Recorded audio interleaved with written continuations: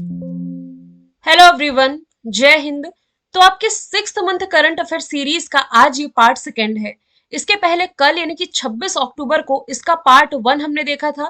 Part one में 150 question हम लोगों ने पढ़ लिए थे और आज इसके सेकेंड पार्ट में भी हम 150 क्वेश्चन डिस्कस करेंगे। तो टोटल आपकी इस सीरीज के 300 क्वेश्चन कंप्लीट हो जाएंगे और 28 अक्टूबर को इसकी लास्ट यानी कि थर्ड क्लास होगी जिसमें कि आपके बाकी 150 क्वेश्चन हो जाएंगे। तो उस हिसाब से आपके 6 महीने के 450 क्वेश्चन ये कंप्लीट हो जाएंगे। ठीक है। और बैक टू बैक क्लासेस आएंगी, गैप नहीं होगा क्योंकि स्टूडेंट के कमेंट आ रहे थे कि 28 तारीख से उनके एग्जाम स्टार्ट होने वाले हैं। बिना टाइम वेस्ट के शुरू करेंगे। कल हमने क्वेश्चन एंड किया था 9वीं सैफ चैंपियनशिप पर। मैंने क्या बताया था कि भारत ने जीता था। सैफ यानी कि south Asian football federation, Bharat ने कुवैत को हरा करके जुलाई में यह खिताब अपने नाम किया।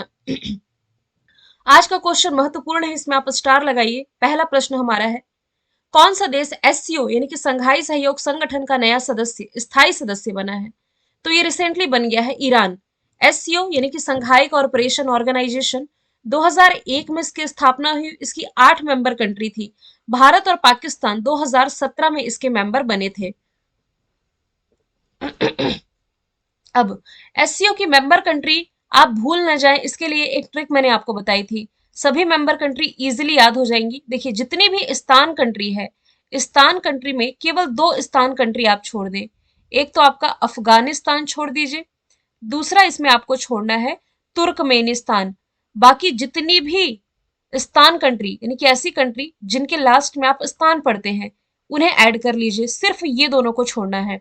तो Pakistan, Kazakhstan, Kyrgyzstan, Tajikistan, Uzbekistan, ये 5 कंट्री जिसमें स्थान आता है, ये शामिल हुई। 5। भारत सदस्य है 6। भारत के कंधे पर बैठा चाइना 7। चाइना के कंधे पर बैठा रशिया 8। तो स्थान कंट्री में 5, भारत, चाइना, रशिया 5 और 3 8, और अभी एक 9वीं मेंबर कंट्री बनी है ईरान। ये आप लोगों को याद कर लेना है।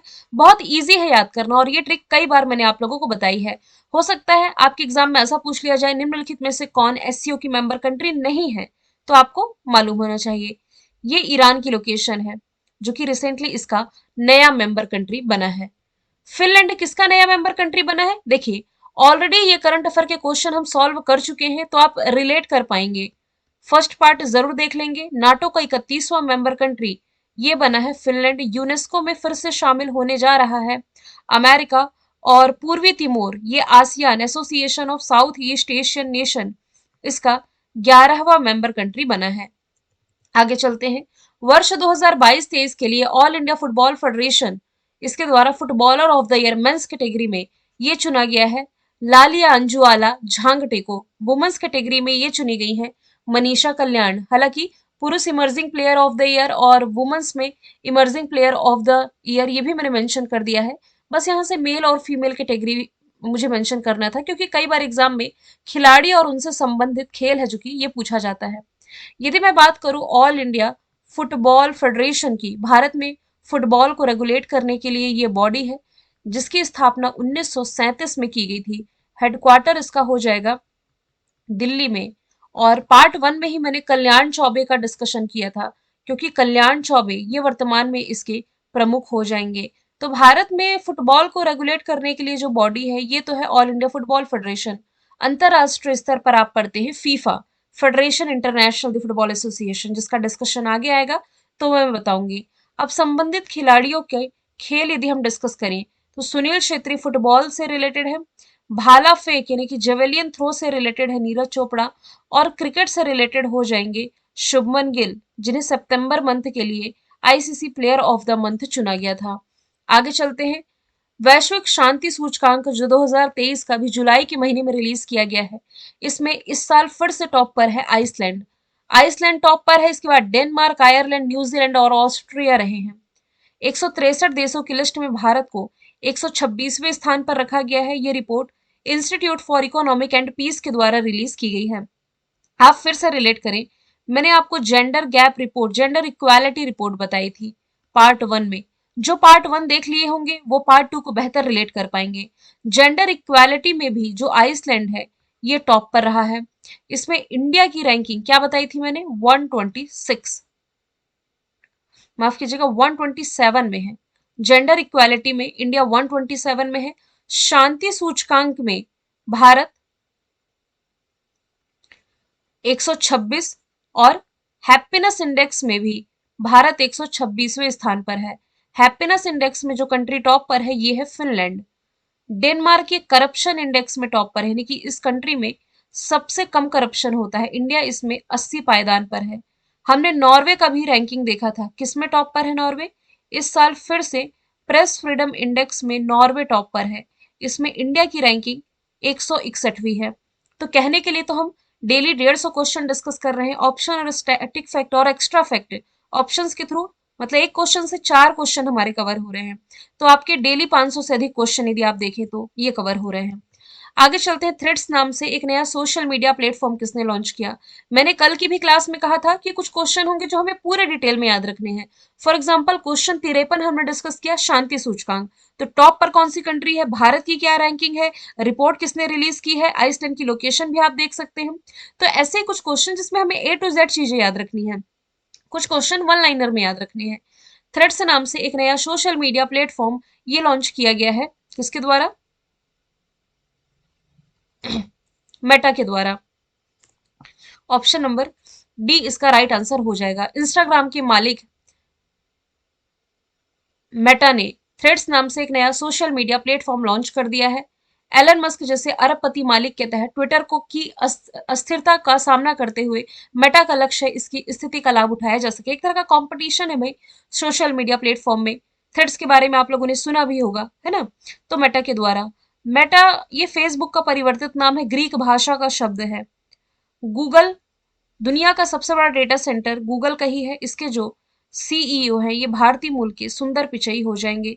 माइक्रोसॉफ्ट के जो चेयरमैन हैं ये हो जाएंगे भारतीय मूल के सत्या नडेला। अच्छा, ट्विटर की नई सीईओ लिंडा यकारिनो बनी है। इसके मालिक अब एलन मस्क है ना, एलन मस्क ने ट्विटर का अधिग्रहण कर लिया था। आगे चलते हैं। नाटो के महासचिव फिर से कौन बने हैं? तो जेंस स्टोलनबर्ग ये बन गए नाटो के महासचिव दोबारा। NATO North Atlantic Treaty Organization 1949 formation year है। ब्रुसेल्स बेल्जियम में हेडक्वार्टर। इसका 31 मेंबर कंट्री है और मैं कई बार रिपीट कर चुकी अब तो कि फिनलैंड इसका 31वां मेंबर कंट्री बना है। थॉमस बाग ये इंटरनेशनल ओलंपिक कमेटी के महासचिव हैं। एंटोनियो गुटेरस यूनाइटेड नेशंस के, जबकि वर्ल्ड हेल्थ ऑर्गेनाइजेशन के हो जाएंगे टेड्रोस अदानो। यूनाइटेड नेशंस को 3 बार संबोधित करने वाली भारत की सबसे कम उम्र की महिला ये बनी है दीपिका देशवाल। यूनाइटेड नेशंस यानी कि संयुक्त राष्ट्र, जिसकी स्थापना 24 अक्टूबर 1945 में हुई, न्यूयॉर्क में मुख्यालय है। और यूनाइटेड नेशंस के हेडक्वार्टर में ही किसी भारतीय व्यक्तित्व की प्रतिमा का उद्घाटन पहली बार किया गया था। ये थी महात्मा गांधी जी की प्रतिमा। इसकी 193 मेंबर कंट्री है और जो 193rd मेंबर कंट्री है ये इसमें हो जाएगा साउथ सुडान। हेड इसके हो जाएंगे एंटोनियो गुटेरस, जो कि पुर्तगाल से बिलोंग करते हैं। ऑप्शंस के थ्रू यदि हम देखें तो गीता गोपीनाथ जो है ना ये डिप्टी एमडी है। कहाँ डिप्टी एमडी है ये? इंटरनेशनल मॉनेटरी फंड में।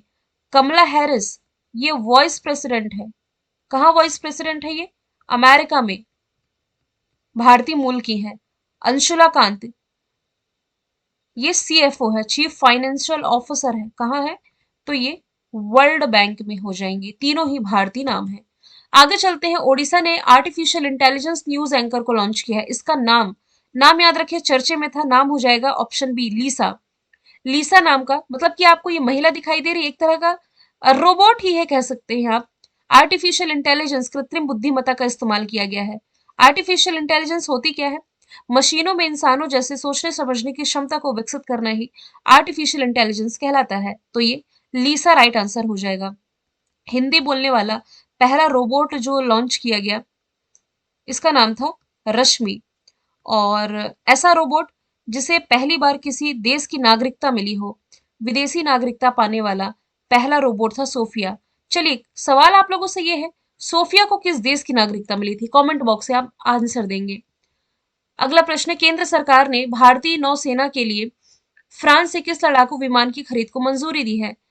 तो ये मंजूरी दी गई है राफेल एम विमान को लेकर के। देखिए सवाल में कंफ्यूज नहीं होइएगा, क्योंकि भारत और फ्रांस की ऑलरेडी डील है राफेल विमान को लेकर के। सिर्फ राफेल मैं कह रही हूं। तो वो जो राफेल विमान थे, वो इंडियन एयरफोर्स में शामिल किए गए थे। आपको याद होगा 36 विमान थे जो फ्रांस से लाए गए थे, मतलब डसॉल्ट एविएशन कंपनी से भारत को प्राप्त हुए थे। अब ये राफेल एम है ना, जो टोटल 26 राफेल एम, ये इंडियन नेवी के लिए खरीदा जा रहा है, यानी कि भारतीय नौसेना के बेड़े में ये शामिल होने जा रहा है। ये राफेल से अलग है, वो एयरफोर्स के लिए था, और ये किसके लिए है? इंडियन नेवी के लिए है। राफेल एम का निर्माण भी इसी कंपनी ने, डसॉल्ट एविएशन कंपनी ने किया है। यह जेट भारतीय नौसेना के युद्धपोत आईएनएस विक्रांत से संचालित होगा। और आईएनएस विक्रांत के बारे में मैं आपको बता चुकी हूँ, ये देश का पहला इंडिजीनियस एयरक्राफ्ट कैरियर है। ठीक है। डसॉल्ट कंपनी ने इन जेट्स का निर्माण 1986 में शुरू किया, और फ्रांसीसी नौसेना के पास लगभग 240 राफेल एम जेट हैं। S-400 को लेकर के और AK-203 असॉल्ट राइफल, इन दोनों को लेकर के भारत की रशिया के साथ डील है, जबकि रोमियो हेलीकॉप्टर को लेकर के भारत की अमेरिका के साथ डील है।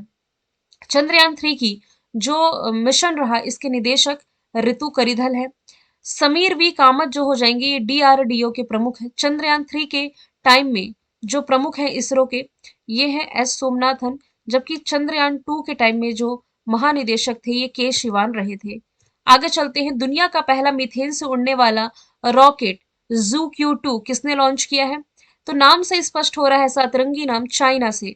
तो चाइना ने मीथेन से उड़ने वाला ये पहला रॉकेट है जो कि लॉन्च कर दिया। अभी अप्रैल के टाइम में ना, इसने कैरोसिन से उड़ने वाला भी रॉकेट लॉन्च किया था। तो यदि मैं बात करूं चाइना की, एरिया वाइज ये एशिया का सबसे बड़ा देश है। पॉपुलेशन वाइज अब ये दुनिया का दूसरा सबसे बड़ा देश है। पॉपुलेशन के मामले में इसने भारत को पीछे छोड़ा है। यही प्रवाहित होती है एशिया की सबसे लंबी रिवर, जो कि आप देख पा रहे हैं, यांगशी रिवर। कैपिटल इसकी हो जाएगी बीजिंग। करेंसी रेनमिनवी। बीजिंग, ये देखिए, ये है बीजिंग, जहां अभी हमने संघाई कॉरपोरेशन ऑर्गेनाइजेशन का मुख्यालय देखा। करेंसी रेनमिनवी। प्रेसिडेंट सी जिनपिंग हो जाएंगे। बोनालू त्योहार ये जुलाई के महीने में मनाया गया। देखिए, ये ना हैदराबाद, तेलंगाना में वैसे मनाया जाता है। राज्य पूछा जाए तो तेलंगाना में मनाया गया। और ये ना माँ काली का फेस्टिवल है, तेलंगाना में प्रमुख रूप से मनाया जाता है। श्रीनगर में ना ट्यूलिप फेस्टिवल का आयोजन किया गया था। मुंबई में काला घोड़ा कला फेस्टिवल का आयोजन, एक तरह का आर्ट फेस्टिवल है। और शिलोंग में international cherry blossom festival. Shillong कहाँ है? मेघालय की कैपिटल, यहाँ ये आयोजित किया जाता है। 4 रनवे वाला भारत का पहला एयरपोर्ट ये बन गया है इंदिरा गांधी इंटरनेशनल एयरपोर्ट। कहाँ है? ये दिल्ली में है। नागरिक उड्डयन मंत्री ज्योतिरादित्य सिंधिया ने इस चौथे रनवे का उद्घाटन किया, जिससे प्रतिदिन लगभग 1400 से 1500 हवाई यातायात से बढ़ करके ये 2000 हवाई यातायात हो जाएगा। चौथे रनवे से चौथे रनवे के जुड़ने से हवाई अड्डे को सालाना 109 मिलियन से अधिक यात्रियों की सेवा करने की अनुमति मिल सकेगी। कुशीनगर इंटरनेशनल एयरपोर्ट ये उत्तर प्रदेश में है। उत्तर प्रदेश का 5वां इंटरनेशनल एयरपोर्ट बना। गोवा इंटरनेशनल एयरपोर्ट, मतलब मोपाला इंटरनेशनल एयरपोर्ट गोवा में है, जिसका नाम देश के पूर्व रक्षा मंत्री और 4 बार गोवा के मुख्यमंत्री, माफ कीजिए, पूर्व रक्षा मंत्री और 4 बार गोवा के मुख्यमंत्री रह चुके मनोहर पर्रिकर के नाम पर यह नाम किया गया है। केरला में है Kochi international airport. 100% solar energy से संचालित दुनिया का पहला एयरपोर्ट ये कोच्चि इंटरनेशनल एयरपोर्ट ही हो जाएगा। ठीक है, आगे चलते हैं। हाल ही में विंबलडन ओपन 2023 में मेन सिंगल का टाइटल किसने जीता? तो ये जीत लिया है कार्लोस अल्कराज ने, जो कि स्पेन से बिलोंग करते हैं।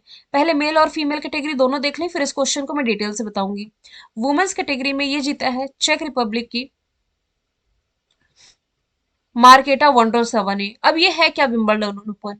यदि आप लोगों ने जनवरी से अप्रैल तक का मेरा करंट अफेयर देखा होगा, उसमें भी मैंने ऑस्ट्रेलियन ओपन और फ्रेंच ओपन का डिस्कशन किया था।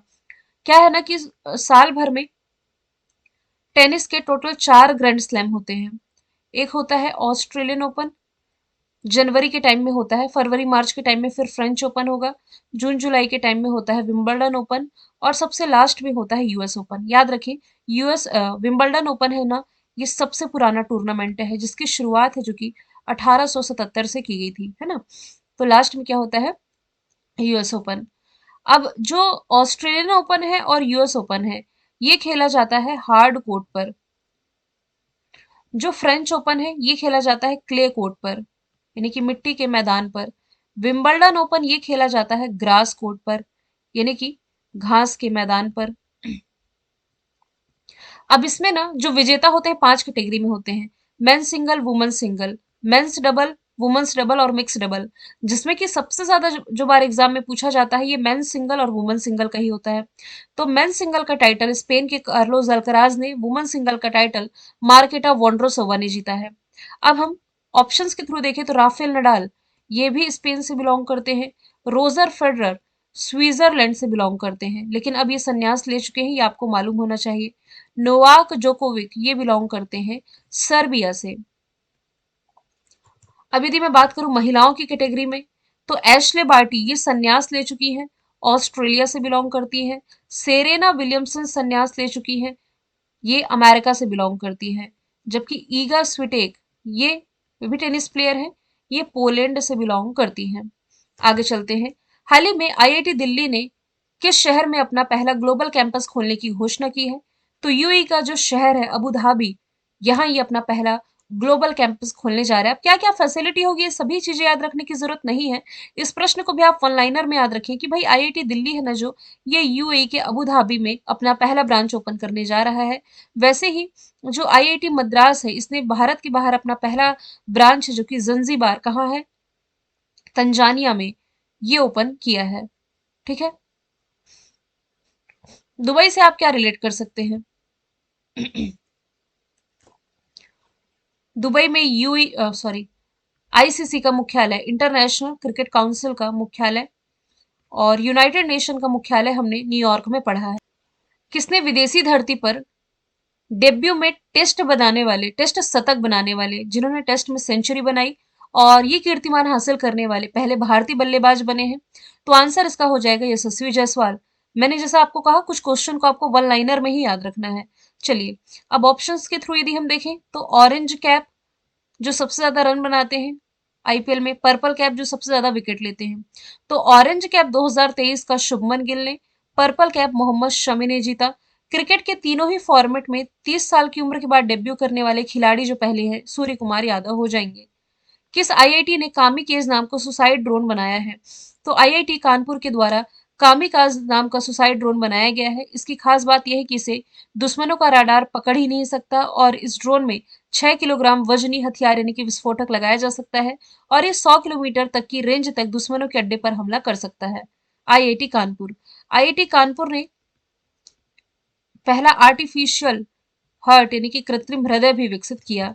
आगे चलते हैं। भारत और किस देश के बीच में नोमैडिक एलिफेंट सैन्य अभ्यास आयोजित किया गया?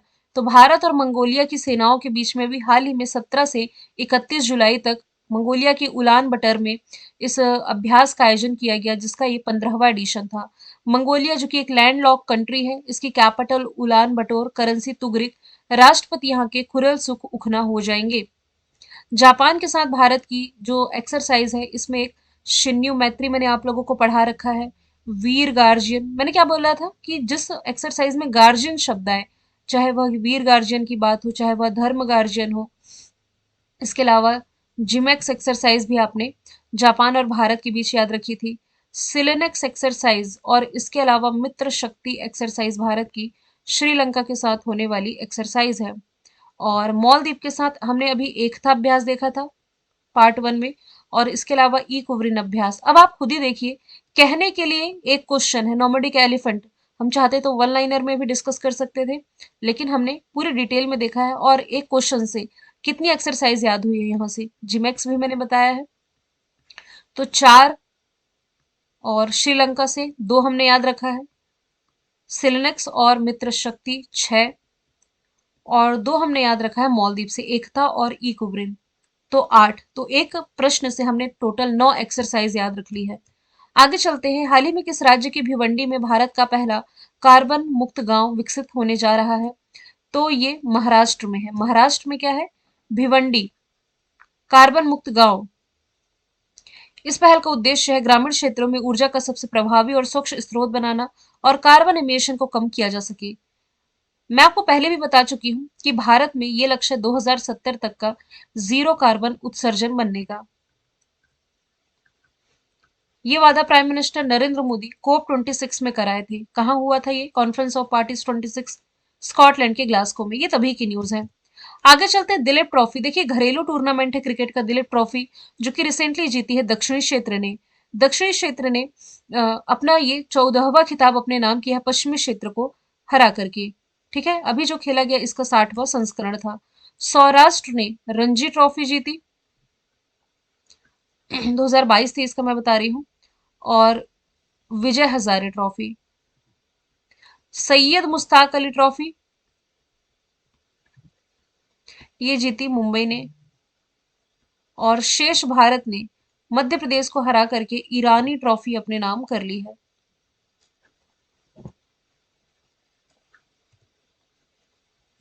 आगे चलते हैं। हाल ही में जारी हेनले पासपोर्ट इंडेक्स 2023 में भारत का क्या स्थान है। मैं आपको बता दूं जुलाई 2023 में ये रिपोर्ट आई थी। हेनले पासपोर्ट इंडेक्स में भारत पहले 85वें नंबर पर था, अब 80 नंबर पर आया है ना। और टॉप पर आप पढ़ते थे जापान है, तो जापान अब टॉप पर नहीं है, अब सिंगापुर टॉप पर आ गया है। दूसरे स्थान पर जर्मनी और इटली, जर्मनी, इटली, स्पेन। तीसरे स्थान पर ऑस्ट्रिया और फिनलैंड है। 127वां स्थान, देखिए हम बार बार बोलेंगे कैसे नहीं, कैसे हमें याद नहीं होगा। जैसे कि अभी हमने देखा है जेंडर इक्वालिटी, इसमें भारत को 127वें स्थान पर है। पीस इंडेक्स यानी कि शांति सूचकांक, और हैप्पीनेस इंडेक्स, इसमें भारत को हमने पढ़ा है 126 में। ग्लोबल इनोवेशन इंडेक्स, इसमें भारत 2023 में भी 40वें स्थान पर है, पिछले साल भी 40वें स्थान पर था। नीति आयोग द्वारा जारी निर्यात तैयारी सूचकांक 2022 में कौन टॉप पर है।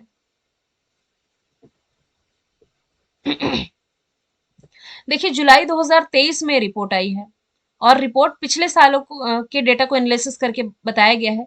इस बार तमिलनाडु टॉप पर है। इसके पहले मैं आपको गुजरात बता रही थी, तो गुजरात 2021 में टॉप पर था, वो रिपोर्ट 2022 में आई।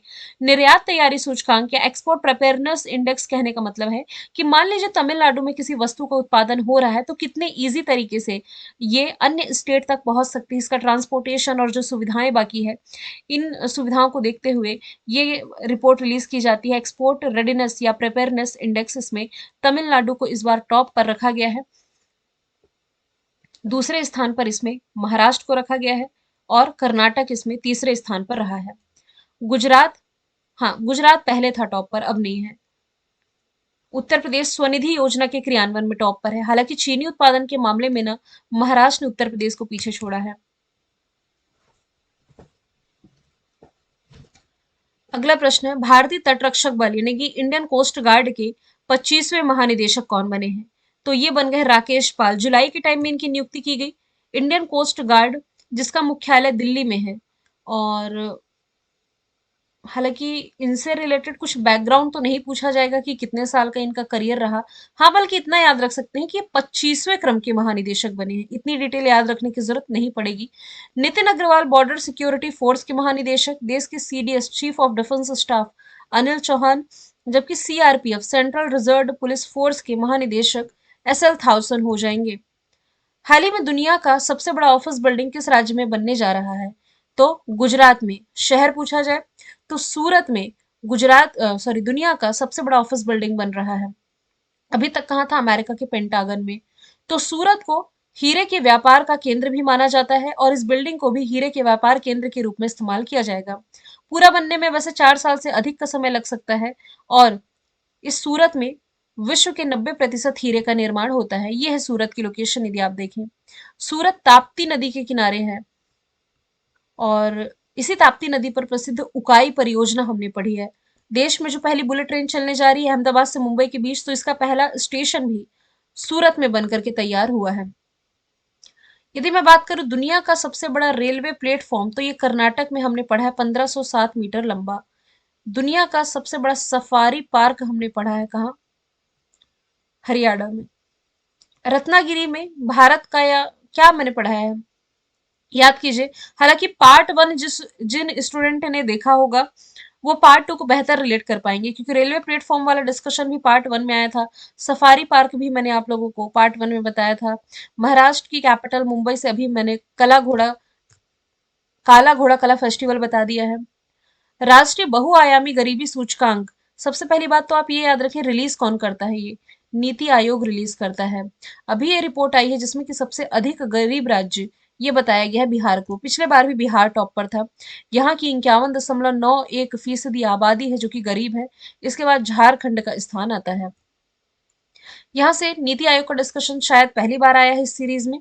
तो नीति आयोग जो कि योजना आयोग के स्थान पर 1 जनवरी 2015 में इसकी स्थापना की गई। दिल्ली में मुख्यालय है। इसके अध्यक्ष होते हैं देश के प्राइम मिनिस्टर जो कि नरेंद्र मोदी हैं। उपाध्यक्ष सुमन बेरी, सीईओ वीवीआर सुब्रमण्यम हो जाएंगे। चर्चे में रहा ओडेसा बंदरगाह कहाँ स्थित है? तो ये स्थित है यूक्रेन में। चलिए देखते हैं क्यों चर्चे में रहा था। जुलाई 2023 को यूक्रेन ने क्रीमियन ब्रिज पर मिसाइल से हमला किया था जिससे ये नुकसान हुआ है। काला सागर पर, ये जो आप ब्लैक सी देख रहे हैं ना, काला सागर पर 19 किलोमीटर ये जो लंबा पुल है, ये रशिया को क्रीमिया से जोड़ता है। ये है क्रीमिया और ये है रशिया। रशिया को क्रीमिया से जोड़ता है ये 19 किलोमीटर लंबा पुल। तो किसने हमला किया? यूक्रेन ने। तो इसके जवाब में रशिया ने यूक्रेन के ओडेसा पोर्ट पर अपना सबसे बड़ा हवाई हमला किया, इसलिए चर्चे में। तो चर्चे में रहा ओडेसा पोर्ट कहाँ है? यहाँ है। तो रशिया के हमले के बाद ओडेसा पोर्ट पर सभी सुविधाएं नष्ट हो गई और पोर्ट को तुरंत बंद किया गया है। यूक्रेन जिसकी कैपिटल कीव, करेंसी हिरवेनिया, राष्ट्रपति व्लादिमीर जेलेंस्की हो जाएंगे। टाइम मैगजीन के द्वारा पर्सन ऑफ द ईयर 2022 यही चुने गए थे। डिस्कशन है पोर्ट का, बंदरगाह का। तो चाबहार पोर्ट हमने पढ़ा ईरान से। ग्वादर पोर्ट हमने पढ़ा है पाकिस्तान से। म्यांमार से, देखिए पार्ट 1 में सितवे पोर्ट का डिस्कशन आया था जहां से कलादान परियोजना हमने पढ़ी थी। आगे चलते हैं। दिवंगत प्रधानमंत्री इंदिरा गांधी जी के बाद यूएई का दौरा करने वाले पहले प्रधानमंत्री जो कि बन गए हैं प्राइम मिनिस्टर नरेंद्र मोदी। हालांकि इनका जो दौरा था 2014 में था, लेकिन देश के प्राइम मिनिस्टर बनने के बाद ये इनका 5वां यूएई दौरा है। 2015 में ये पहली बार गए थे और किसी भारतीय प्रधानमंत्री का ये 34 साल बाद का यूएई दौरा था। 1981 में तत्कालीन प्राइम मिनिस्टर इंदिरा गांधी जी गई थी और इसके बाद फिर प्राइम मिनिस्टर नरेंद्र मोदी गए हैं। ठीक है। अब यूएई के लोकेशन आप देख सकते हैं। इसके बाद कई चीजें हमने डिस्कस कर ली, जैसे कि अबू धाबी में आईआईटी दिल्ली अपना ब्रांच ओपन कर रहा है, दुबई में आईसीसी का मुख्यालय, और इसके अलावा हम डिस्कस कर चुके हैं कि कोप 28 इस साल यहीं आयोजित की जानी है। हाल ही में वित्त मंत्री निर्मला सीतारमन ने जीएसटी भवन का उद्घाटन कहाँ किया? तो ये उद्घाटन रिसेंटली इन्होंने किया है अगरतला में। अगरतला जो कि त्रिपुरा की कैपिटल है। अभी आपको यही मालूम होना चाहिए, जीएसटी की जो 52वीं बैठक रही ना, दिल्ली में आयोजित की गई थी और इसकी अध्यक्षता वित्त मंत्री निर्मला सीतारमन ने की। आप ये जरूर याद रखिए कि जीएसटी परिषद के जो अध्यक्ष होते हैं ये देश के वित्त मंत्री ही होते हैं, और वित्त मंत्री कौन है? निर्मला सीतारमन हो जाएंगी। श्रीनगर में हमने पढ़ा है स्टेच्यू ऑफ पीस, शांति की प्रतिमा उद्घाटन केंद्रीय गृह मंत्री अमित शाह ने किया। हैदराबाद में हमने पढ़ा है स्टेच्यू ऑफ इक्वालिटी, समानता की प्रतिमा। दिल्ली में हमने क्या पढ़ा है? देश का पहला वॉर मेमोरियल, ये इंडिया गेट के पास है, युद्ध स्मारक देश का पहला। हाल ही में राज्यसभा के नए उपाध्यक्ष के रूप में किसे चुना गया है? रिसेंटली एस फानयोंग कोयाक ये बने हैं राज्यसभा के नए उपाध्यक्ष, नागालैंड के एकमात्र सांसद जिन्हें उपाध्यक्ष के रूप में चुना गया है। राज्यसभा देखिए ये ना संसद का उच्च सदन है और स्थायी सदन भी है राज्यसभा, जिसका उल्लेख है आर्टिकल यानी कि अनुच्छेद 80 में। स्थायी सदन है यानी कि कभी भी भंग नहीं होती है। जेपी नड्डा ये भारतीय जनता पार्टी के वर्तमान में अध्यक्ष हो जाएंगे। मल्लिकार्जुन खड़गे ये कांग्रेस पार्टी के अध्यक्ष वर्तमान में। जगदीप धनखड़ ये वाइस प्रेसिडेंट है वर्तमान में हमारे। आगे चलते हैं। हाल ही में किस देश ने भारत को 105 प्राचीन कलाकृतियां सौंपी है? ये सौंपा गया है भारत को अमेरिका के द्वारा। ये कलाकृतियां चोरी होने के बाद खास ऑपरेशन के तहत लौटाई गई हैं। अमेरिका जिसकी capital Washington DC, currency dollar, president Joe Biden, vice president Kamala Harris है। पुस्तक का नाम है अजय टू योगी आदित्यनाथ। उत्तर प्रदेश के मुख्यमंत्री के जीवन पर यह बुक आधारित है जो कि लिखी गई है शांतनु गुप्ता के द्वारा। द्रौपदी मुर्मू जी के जीवन पर बेस किताब है द्रौपदी मुर्मू टाइटल ही द्रौपदी मुर्मू है, लिखा है कस्तूरी रे ने। ज्ञान चतुर्वेदी की बुक है पागल खाना, जिसके लिए इन्होंने 2022 का व्यास सम्मान जीता। जबकि शिवा शंकरी की किताब का नाम है सूर्यवंशम, जिसके लिए इन्होंने पिछले साल का सरस्वती सम्मान जीता है। भारत ने युद्धपोत आईएनएस कृपाण किस देश को सौंपा है? तो ये क्वेश्चन मैं आपको पढ़ा चुकी हूँ। वियतनाम के साथ भारत के संबंध हालांकि अच्छे हैं। तो चीन के साथ हालांकि भारत के संबंध बीते 2-3 साल में बिगड़े ही हैं। गलवान घाटी संघर्ष के बाद और ये जो संबंध थे खराब ही हुए। तो ऐसे में इंडो पैसिफिक रीजन में चाइना के आक्रामक रुख को देखते हुए भारत इन क्षेत्रों से, ये जो इंडो पैसिफिक वाला क्षेत्र में जो देश हैं, इनके साथ भारत अपनी मित्रता बढ़ा रहा है। और मित्रता के तौर पर पड़ोसी वियतनाम को आईएनएस कृपाण गिफ्ट किया है भारत ने। वियतनाम जिसकी कैपिटल हनोई, करेंसी वियतनामी डोंग हो जाएगा। केंद्रीय गृह मंत्री अमित शाह ने किस राज्य में भगवान श्री राम की 108 फीट ऊंची प्रतिमा की आधारशिला रखी है? तो ये आंध्र प्रदेश में रखी गई है, कुरनूल में। 500 करोड़ से अधिक का इसमें खर्च आएगा। भगवान श्री राम की जो प्रतिमा है सभी को सनातन धर्म का संदेश देगी और वैष्णव परंपरा को मजबूत करेगी। आंध्र प्रदेश की कैपिटल विशाखापट्टनम, मुख्यमंत्री जगन मोहन रेड्डी, राज्यपाल एस अब्दुल नजीर हो जाएंगे। नॉर्थ इंडिया में वेंकटेश्वर की पहली प्रतिमा, ये जम्मू कश्मीर में मैंने आपको पढ़ा रखी है। सरदार पटेल की प्रतिमा दुनिया की सबसे ऊंची प्रतिमा है, ये हमने देखा है गुजरात में। जबकि केम्प घोड़ा की प्रतिमा, जिसे आप स्टेच्यू ऑफ प्रॉस्पेरिटी कह रहे थे, बैंगलोर में इसका उद्घाटन किया गया है, कर्नाटक की राजधानी में। भारत में दूसरे सबसे लंबे समय तक मुख्यमंत्री रह सीएम के पद पर रहने वाले मुख्यमंत्री ये बने हैं ओडिशा के मुख्यमंत्री नवीन पटनायक। जुलाई में ये अपडेट था कि 23 साल 139 दिनों तक का कार्यकाल के साथ किसी राज्य के दूसरे सबसे लंबे समय तक सेवा करने वाले मुख्यमंत्री हैं। इस मामले में इन्होंने पश्चिम बंगाल की पूर्व मुख्यमंत्री ज्योति बसु का रिकॉर्ड तोड़ा। तो देखिए जुलाई में तो 23 साल 139 दिन हुए था, दिन तो और बढ़ गए होंगे, 3 महीने और इसमें बढ़ गए हैं। तो याद रखें ये ओडिशा के मुख्यमंत्री है नवीन पटनायक। बिहार के मुख्यमंत्री हो जाएंगे नीतीश कुमार। योगी आदित्यनाथ ये हो जाएंगे उत्तर प्रदेश के, जिन्हें भारत रत्न अम्बेडकर अवार्ड से सम्मानित किया गया। ममता बनर्जी पश्चिम बंगाल की मुख्यमंत्री हो जाएंगी। हाल ही में किस देश ने लिंग परिवर्तन और ट्रांसजेंडर विवाह पर बैन लगाया है? तो ये देश है रशिया। ऑप्शन नंबर सी इसका राइट आंसर हो जाएगा। यहाँ के जो प्रेसिडेंट है व्लादिमीर पुतिन, इन्होंने एलजीबीटीक्यू समुदाय को बड़ा झटका देते हुए ये फैसला सुनाया है, जिसमें लोगों को चिकित्सीय रूप से अपना मतलब ये जेंडर चेंज नहीं करा सकेंगे। पूरी तरह से इसे खिलाफ बताया गया है रशिया गवर्नमेंट के द्वारा। यदि मैं एक लाइन में यदि कहूँ, इसका उद्देश्य है पश्चिमी परिवार विरोधी विचारधारा के खिलाफ रशिया का विरोध करना। साथ ही ट्रांसजेंडर माता पिता को गोद लेने की अनुमति या बच्चा पालने की अनुमति भी नहीं होगी। ट्रांसजेंडर देखिए, उस विवाह को भी यहाँ रद्द किया जा रहा है जिसमें कि एक साथी ने अपना जेंडर चेंज करके विवाह किया हो। साथ ही ट्रांसजेंडर ये बच्चा भी गोद नहीं ले सकते, ऐसा फैसला किया है रशिया ने। ठीक है, 185 क्वेश्चन कंप्लीट हुए। मैं यहाँ 10 सेकेंड का ब्रेक लूंगी।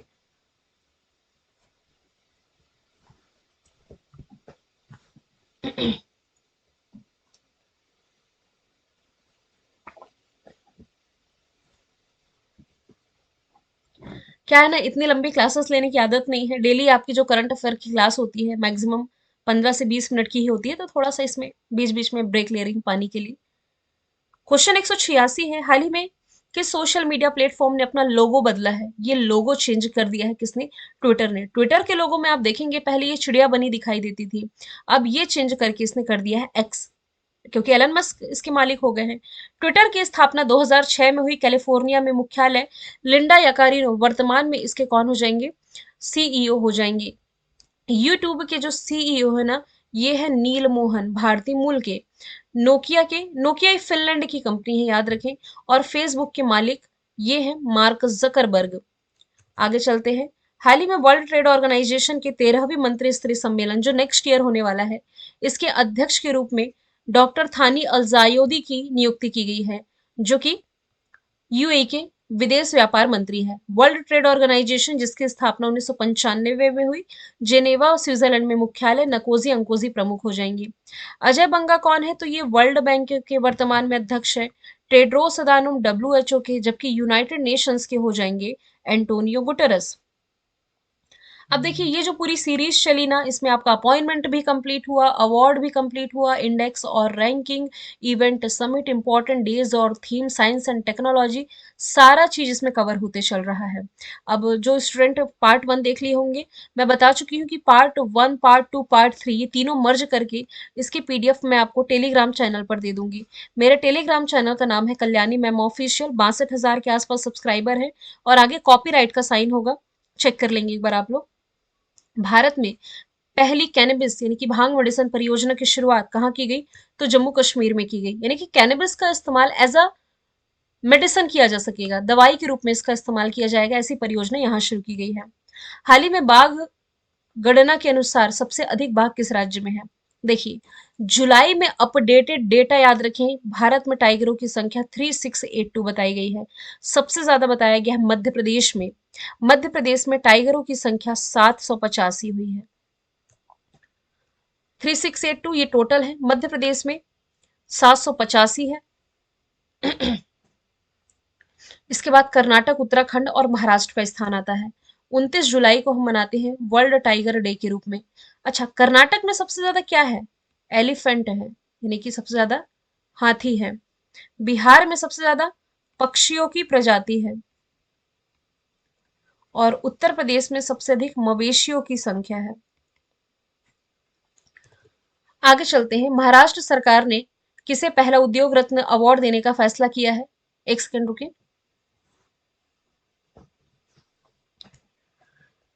तो महाराष्ट्र सरकार के द्वारा इसका पहला उद्योग रत्न अवार्ड जो कि दिया जाएगा रतन टाटा जी को। अब पहला अवार्ड है इसलिए इंपॉर्टेंट बन जाता है। इंडस्ट्रियल एरिया में इनके द्वारा दिए गए कंट्रीब्यूशन के लिए इन्हें सम्मानित किया जा रहा है।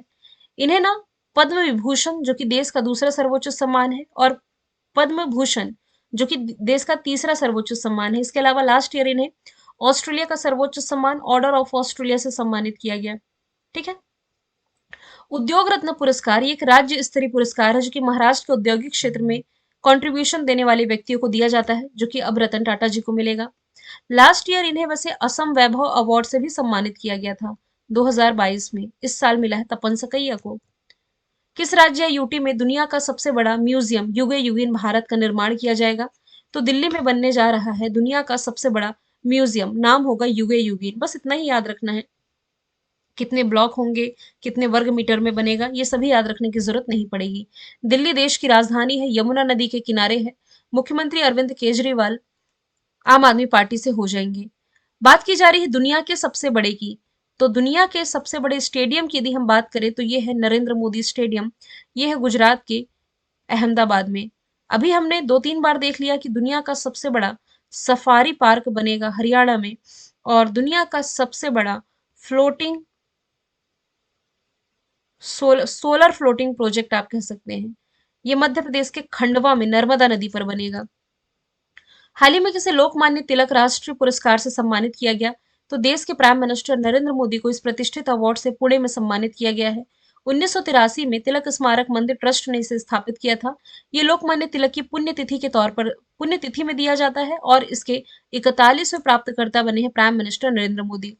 असम वैभव पुरस्कार 2022 को मैंने बता ही दिया। 2023 के विजेता है तपन सकैया। शक्तिकांत दास जो कि वर्तमान में आरबीआई के गवर्नर है, इन्हें governor of the year award मिला है। द्रौपदी मुर्मू जी, इन्हें सूरी नाम का सर्वोच्च सम्मान मिला है। माइक्रॉन भारत का पहला सेमीकंडक्टर संयंत्र किस राज्य में स्थापित करने जा रहा है? बिहार का कोई एग्जाम था, इसमें प्रश्न पूछा गया था कि ये किस देश की कंपनी है। ये अमेरिका की कंपनी है। इसके द्वारा पहला सेमीकंडक्टर प्लांट है जो कि ये गुजरात में स्थापित होने जा रहा है। इसके लिए लगभग 5,000 लोगों को नौकरियां के अवसर मिल सकेंगे, और इस परियोजना में टोटल 2.75 बिलियन अमेरिकी डॉलर का खर्च होगा। मेड इन इंडिया चिप जो होगी ये दिसंबर 2024 तक, ये नेक्स्ट ईयर तैयार हो जाएगी। गुजरात जिसकी कैपिटल गांधीनगर, मुख्यमंत्री यहाँ के भूपेंद्र पटेल हो जाएंगे, राज्यपाल आचार्य देवव्रत। मैं 27 अक्टूबर को ये क्लास रिकॉर्ड कर रही हूँ, और 27 अक्टूबर तक जो मुख्यमंत्री है, राज्यपाल है, मैं आपको सेम बता रही हूँ। बाद में यदि आप क्लास देखेंगे और ये परिवर्तन हो गया इसमें, तो मेरी गलती नहीं है, मैं अपडेट कर दूंगी। गुजरात के करंट अफेयर यदि हम देखें तो वन नेशन वन चालान लागू करने वाला ये पहला राज्य है। दुनिया की सबसे बड़ी ऑफिस बिल्डिंग यहाँ सूरत में बनने जा रही, जस्ट हमने डिस्कस किया। पहला सीएनजी पोर्ट टर्मिनल यहाँ भावनगर में। 36वें राष्ट्रीय खेल ये लास्ट ईयर गोवा में हुए थे, सॉरी गुजरात में हुए थे। टॉप पर इसमें सर्विसेज था, इस साल गोवा होस्ट कर रहा है। अंतरराष्ट्रीय पतंग महोत्सव का भी आयोजन यही किया गया था। भारत में पहली बार 5वें विश्व कॉफी सम्मेलन 2023 का आयोजन किया जाएगा। तो ये होस्ट करने जा रहा है बैंगलोर। मतलब कि ये भारत में पहली बार हो रहा है। 5वीं बार तो है ये टोटल टोटल यदि हम देखें ओवरऑल। 2001 में यूके में, 2005 में ब्राजील में, 2010 में ग्वाटेमाला में, 2016 में इथियोपिया में। एशिया में पहली बार हो रहा है भारत में, और भारत में बैंगलोर इसका मेजबान है। इसका मुख्य उद्देश्य है वैश्विक कॉफी उद्योग को प्रभावित करने वाले महत्वपूर्ण मुद्दों पर चर्चा करना। इतनी लंबी थीम है, एग्जाम का पार्ट नहीं बनेगी, तभी भी मैंने मेंशन कर दिया है। Promoting sustainability through circular economy and regenerative agriculture. Delhi में G20 हुआ। लखनऊ में खेलो इंडिया यूनिवर्सिटी गेम्स का तीसरा एडिशन।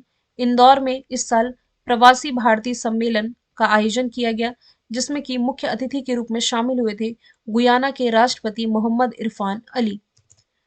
हाल ही में क्रिस्टियानो रोनाल्डो ने जर्मनी के गर्ड मुलर का 42वां साल का पुराना रिकॉर्ड तोड़ा है और दुनिया में सबसे ज्यादा हेडर गोल करने वाले खिलाड़ी बने हैं। सबसे ज्यादा कमाई करने वाले भी खिलाड़ी ये क्रिस्टियानो रोनाल्डो है, पुर्तगाल के स्टार फुटबॉलर हैं। इन्होंने जो नया क्लब ज्वाइन किया है इसका नाम है अल नासार।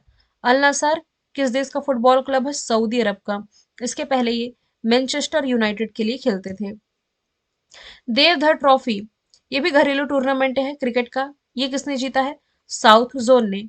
साउथ जोन ने रिसेंटली ईस्ट जोन को हरा करके ये खिताब अपने नाम किया। बाकी मैं भी डिस्कस कर चुकी हूँ कि भाई रणजी ट्रॉफी सौराष्ट्र ने जीती है, ईरानी ट्रॉफी शेष भारत ने, मुंबई ने सैयद मुश्ताक अली ट्रॉफी। तो यदि अपडेटेड आएगा तो ये मैं आपको बता दूंगी। अभी जो चीजें मैं पढ़ा रही हूँ ये अपडेटेड ही है सारी। मालाबार बहुपक्षीय नौसैन्य अभ्यास 2023 की मेजबानी कौन सा देश कर रहा है? क्वेश्चन इंपॉर्टेंट है क्योंकि पहली बार इसे ऑस्ट्रेलिया होस्ट करने जा रहा है। मालाबार ये क्वाड कंट्रीज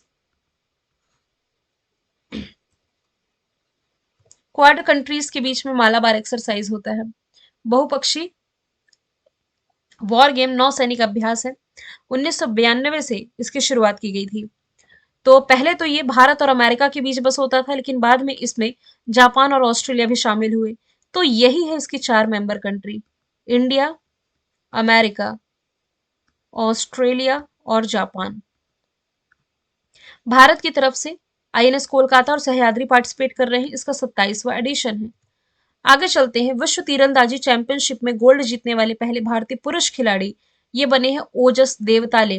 तो क्वेश्चन आपने देखा, आंसर देखा। अब बस इसमें एक एक्स्ट्रा चीज याद रख लीजिए, जर्मनी के बर्लिन में इसका आयोजन किया गया। सत्येंद्र सिंह लोहिया पैरा स्विमर है, बजरंग पुनिया पहलवानी और नीरज चोपड़ा भाला फेंक से संबंधित हो जाएंगे। केरल विधानसभा ने राज्य का नाम बदल करके क्या रखने का प्रस्ताव पारित किया है? तो केरल को अब केरलम के नाम से जाना जाएगा। बस ऐसा प्रस्ताव लाया गया है। जब ये आगे पास हो जाएगा तब ये पूरी तरह से क्लियर होगा। तर्क क्या है इसके पीछे? यहाँ के मुख्यमंत्री का कहना है कि राज्य की भाषा मलयालम है और इसके अनुसार राज्य का नाम केरलम होना चाहिए। केरल जिसकी राजधानी तिरुअनंतपुरम, मुख्यमंत्री पिनरई विजयन, राज्यपाल आरिफ मोहम्मद खान हो जाएंगे। देश की पहली सोलर बोट की शुरुआत यहीं से की गई थी, जिसका नाम सूर्यांशु था। मालाबार नदी महोत्सव का आयोजन यही किया गया, 9वां एडिशन। टोमेटो फ्लू से प्रभावित था, सबसे अधिक शिक्षित राज्य यही है। एक ग्राम पंचायत एक प्लेग्राउंड स्कीम भी केरल गवर्नमेंट ही लेकर के आई थी। वित्त मंत्रालय के द्वारा जो आंकड़े जारी किए गए हैं इसके अनुसार 2022-23 में प्रधानमंत्री जन धन योजना के तहत लाभार्थियों की संख्या किस राज्य में सबसे अधिक है? तो सबसे अधिक लाभार्थी वाला राज्य बिहार है। प्रधानमंत्री जन धन योजना जिसकी शुरुआत की गई थी 28 अगस्त 2014 को, लगभग 9 साल हो गए हैं इस योजना को। तो इसका सबसे बड़ा लाभार्थी राज्य बिहार है, इसके बाद उत्तर प्रदेश और इसके बाद तमिलनाडु। बिहार जिसकी राजधानी पटना, मुख्यमंत्री नीतीश कुमार। और करंट अफेयर में यदि हम देखें तो एथेनॉल पॉलिसी लागू करने वाला ये पहला राज्य है। सीता जी की सबसे बड़ी प्रतिमा यहाँ सीतामढ़ी में स्थापित होगी। पूर्वी चंपारण में देश का सबसे बड़ा, दुनिया का सबसे बड़ा रामायण मंदिर। बिहार महिला आयोग की पहली अध्यक्ष, अभी जो नई अध्यक्ष बनी, माफ कीजिए, अश्वमेघ देवी बनी है। यहाँ फल्गु नदी पर रबर डैम का उद्घाटन मुख्यमंत्री नीतीश कुमार के द्वारा ही किया गया था। तो अब हमारे 200 क्वेश्चंस कंप्लीट हुए।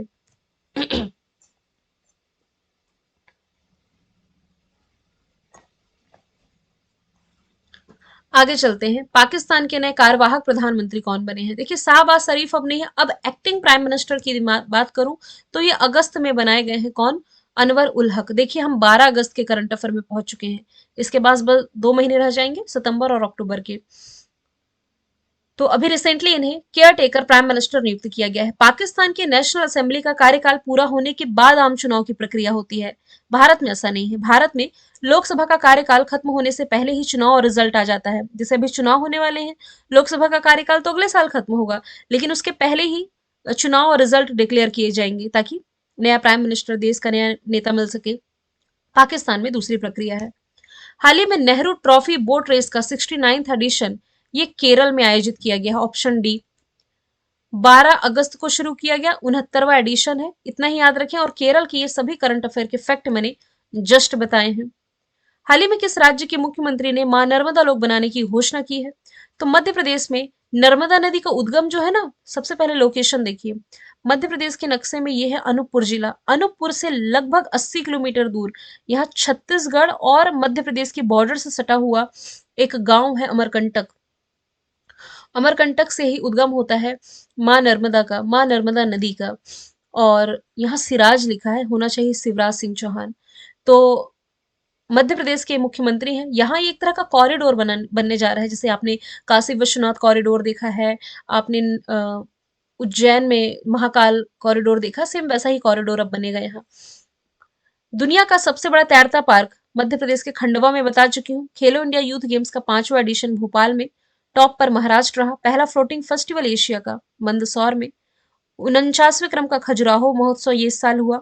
हवाई मार्ग के माध्यम से तीर्थ यात्रा कराने वाला ये देश का पहला राज्य भी है। अब ये प्रश्न इंपॉर्टेंट है, इस साल का जो बजट आया है ना, इसमें यूनिटी मॉल का डिस्कशन था। तो देश का पहला यूनिटी मॉल जो कि बनाया जाएगा नहीं, बन चुका है उज्जैन में, 284 करोड़ रुपए स्वीकृत किए गए हैं। ये unity mall one district one product, GI tax, हस्तशिल्प उत्पाद और अन्य जो स्थानीय उत्पाद हैं, इनके प्रमोशन और इनके विक्रय के लिए वन स्टॉप मार्केट या वन स्टॉप प्लेस प्रोवाइड कराएगा। ये है उज्जैन की लोकेशन। उज्जैन के बारे में यदि मैं बात करूं तो ये शिप्रा नदी के किनारे है। और यही महाकाल कॉरिडोर का उद्घाटन प्राइम मिनिस्टर नरेंद्र मोदी ने लास्ट ईयर किया था। देश की पहली पॉड टैक्सी की शुरुआत नोएडा से की गई। बांद्रा कुर्ला कॉम्प्लेक्स मुंबई में एप्पल के द्वारा पहला स्टोर ओपन किया गया। और दिल्ली से आपने G20 कई बार रिलेट कर लिया है। यूरोप का सबसे सक्रिय ज्वालामुखी माउंट एटना, ये विस्फोट हुआ है कहाँ? इटली में। क्या ये प्रश्न पढ़ा चुकी हूँ? मुझे ऐसा लग रहा है। यूरोप के नक्शे में ना ये मेडिटेरियन सी से सीमा साझा करता हुआ जूते के आकार का ये देश देख रहे हैं आप, इटली, जिसकी कैपिटल रोम है। रोम में फूड एंड एग्रीकल्चर ऑर्गेनाइजेशन का मुख्यालय है। फूड एंड एग्रीकल्चर ऑर्गेनाइजेशन का। यही यूरोप का सबसे सक्रिय ज्वालामुखी इटली के सिसिली में विस्फोट हुआ है। इक्वाडोर में संगे ज्वालामुखी, तंजानिया में माउंट किलिमंजारो और हवाई में क्यूआला ज्वालामुखी हमने पढ़ा है। आगे चलते हैं। सुलभ इंटरनेशनल के संस्थापक थे, इनका भी हाल ही में निधन हुआ। नाम क्या था? नाम था बिंदेश्वर पाठक। थोड़ा इनके बारे में डिटेल में हम देखें। 80 साल की उम्र में, देखिए जो बिहार का एग्जाम देने जा रहे हैं, ऐसे स्टूडेंट जो बिहार से हैं वो इनका नाम जरूर याद रखें। 2003 में इन्हें पद्म भूषण भी मिला था। 1970 में इन्होंने सुलभ इंटरनेशनल की स्थापना की थी। देश भर में सुलभ इंटरनेशनल के 8500 से अधिक शौचालय हैं। और भारत में मैला ढोने वालों की प्रथा के खिलाफ अभियान इन्होंने चलाया था। देश में पहला स्वच्छता अभियान यदि हम देखें तो इन्होंने ही 1970 में चला दिया था। वैसे स्वच्छता अभियान तो हम पढ़ते हैं कि प्राइम मिनिस्टर नरेंद्र मोदी ने 2 अक्टूबर 2014 से स्वच्छ भारत अभियान की शुरुआत की। नहीं, इसके पहले ही 1970 में ही मैला ढोने वालों के खिलाफ या स्वच्छता को बढ़ावा देने के लिए सुलभ इंटरनेशनल की स्थापना इन्होंने कर दी थी। और इन्हीं के सम्मान में, मतलब देखिए, भारत में बिंदेश्वर पाठक 2001 से वर्ल्ड टॉयलेट डे मना रहे थे। और इन्हीं के प्रयासों से यूनाइटेड नेशन ने 19 नवंबर को वर्ल्ड टॉयलेट डे के रूप में मान्यता भी दे दी थी। तो ये भी चीजें याद रखने लायक है। जमशेद जी ईरानी, जिन्हें देश के स्टील मैन के नाम से जाना जाता है, स्टील मैन ऑफ इंडिया, इनका निधन हुआ। राकेश झुनझुनवाला, ये शेयर मार्केट से रिलेटेड थे। शेयर मार्केट का बिग बुल इन्हें कहा जाता था। श्याम शरण नेगी, ये ना स्वतंत्र भारत के पहले वोटर, पहले मतदाता थे जिनका निधन हुआ। लिवेबिलिटी इंडेक्स जो 2023 का रिलीज किया गया है, दुनिया में सबसे अधिक रहने वाले देशों में वियना को टॉप पर रखा गया है, जो कि ऑस्ट्रिया की कैपिटल है। इसके बाद कोपेनहेगन और मेलबर्न का स्थान है। इकोनॉमिस्ट इंटेलिजेंस यूनिट इसने ये रिपोर्ट रिलीज की है। दुनिया का सबसे कम रहने योग्य शहर बताया गया है सीरिया की राजधानी दमिश्क को। केंद्रीय मंत्री अश्विनी वैष्णव ने देश का पहला 3D प्रिंटेड पोस्ट ऑफिस उद्घाटन किया है। ये मैं पढ़ा चुकी हूँ आपको। बैंगलोर में देश का पहला 3D printed post office open किया गया। वैसे हम कर्नाटक की करंट अफेयर देखते हैं। यहाँ पर मैंने बैंगलोर के करंट अफेयर मेंशन किए हैं। यहाँ भारत की स्पेस एजेंसी इसरो का मुख्यालय है। इसरो ने ही चंद्रयान 3 ये श्रीहरिकोटा आंध्र प्रदेश से लॉन्च किया था। अच्छा, बैंगलोर कर्नाटक की कैपिटल है और ये वृषभावती नदी के किनारे है। इसी बैंगलोर में केम्प घोड़ा की प्रतिमा का उद्घाटन किया गया। यहाँ मुख्यालय लिखा है, मुख्यालय ने ये उद्घाटन किया गया। केम्प घोड़ा जिन्होंने बैंगलोर शहर बसाया था, जिसे नाम दिया गया स्टेच्यू ऑफ प्रॉस्पेरिटी, समृद्धि की प्रतिमा। वर्ल्ड हेल्थ ऑर्गेनाइजेशन ने इसे हेल्दी सिटीज अवार्ड से सम्मानित किया। ट्रैफिक इंडेक्स में लंदन के बाद ये दूसरा सबसे अधिक ट्रैफिक वाला शहर है दुनिया का। और भारत की पहली गर्ल्स फुटबॉल एकेडमी भी इसी बैंगलोर में स्थापित की गई। फर्स्ट गोल्ड एटीएम भारत का हैदराबाद में। First under water tunnel Bharat की मुंबई में। फर्स्ट अंडर वाटर मेट्रो ये आपको कोलकाता से याद रखनी है। ठीक है, आगे चलते हैं। हाल ही में किस मंत्रालय ने पीएम ऊषा अभियान की शुरुआत की है? तो रिसेंटली ये शिक्षा मंत्रालय के द्वारा शुरू की गई है। पीएम ऊषा, पीएम यानी कि प्रधानमंत्री, ऊषा यानी कि उच्च शिक्षा अभियान।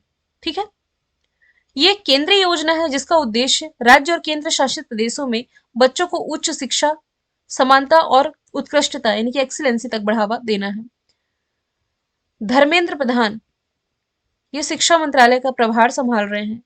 वित्त मंत्री निर्मला सीतारमन है, जो कि जीएसटी परिषद की भी अध्यक्षता कर रही हैं। कृषि मंत्रालय नरेंद्र सिंह तोमर संभाल रहे हैं, जिन्होंने कृषि के क्षेत्र का पहला एआई चैट बॉट अमा कृषाई लॉन्च किया था। कपड़ा मंत्रालय ये संभाल रही स्मृति ईरानी। और कपड़ा मंत्रालय से संबंधित आपको क्या याद रखना है? मित्र, मित्र पार्क, मित्र परियोजना। आगे डिस्कशन आएगा तो बताऊंगी। अगला प्रश्न है, दुनिया का पहला 3D अग्नि बाण रॉकेट किसने लॉन्च किया? कहां से लॉन्च किया गया? तो ये आंध्र प्रदेश से लॉन्च किया गया है। चेन्नई की निजी स्पेस कंपनी है अग्निकुल कॉस्मोस। इसने आंध्र प्रदेश श्रीहरिकोटा से इस अग्निबाण को लॉन्च किया है। यदि ये रॉकेट सफलतापूर्वक धरती के लियो यानी कि लोअर अर्थ ऑर्बिट में पहुंचता है तो अग्निकुल देश की दूसरी निजी रॉकेट भेजने वाली कंपनी बन जाएगी। पहले कौन थी? स्काई रूट एरोस्पेस। ठीक है, इसके इंजन का नाम अग्निलेट इंजन है, पूरी तरह से 3D प्रिंटेड है। हाल ही में फीफा वुमेन वर्ल्ड कप 2023 का खिताब किसने जीता है? स्पेन ने जीता है। आप मैन और वुमेन दोनों ही याद रखिए। देखिए, पिछले साल जो फीफा मेंस वर्ल्ड कप हुआ था 2022 में, ये जीता था अर्जेंटीना ने फ्रांस को हरा करके। महिलाओं का ये जीत लिया है स्पेन ने। स्पेन ने इंग्लैंड को हरा करके खिताब अपने नाम किया है। और क्वेश्चन इसलिए भी इंपॉर्टेंट बन जाता है कि स्पेन की महिला फुटबॉल टीम ने पहली बार ये खिताब अपने नाम किया है। स्पेन की राष्ट्रीय फुटबॉल टीम को ला रोजा के नाम से भी जाना जाता है। इस बार जो महिलाओं का फुटबॉल खेला गया वर्ल्ड कप, ये 9वां एडिशन था, जिसकी मेजबानी ऑस्ट्रेलिया और न्यूजीलैंड संयुक्त रूप से की थी। ऐसा पहली बार है महिलाओं का ये वर्ल्ड कप था जिसे एक से अधिक देश ने मेजबान किया। स्पेन यूरोप महाद्वीप में स्थित एक देश है। इसकी कैपिटल मैड्रिड, करेंसी यूरो। यहाँ के प्रधानमंत्री पेड्रो संचेज हैं। स्पेन के जस्ट नीचे आप मोरक्को देख पा रहे हैं, लेकिन ये मोरक्को ना अफ्रीका में है और स्पेन कहाँ है? यूरोप में।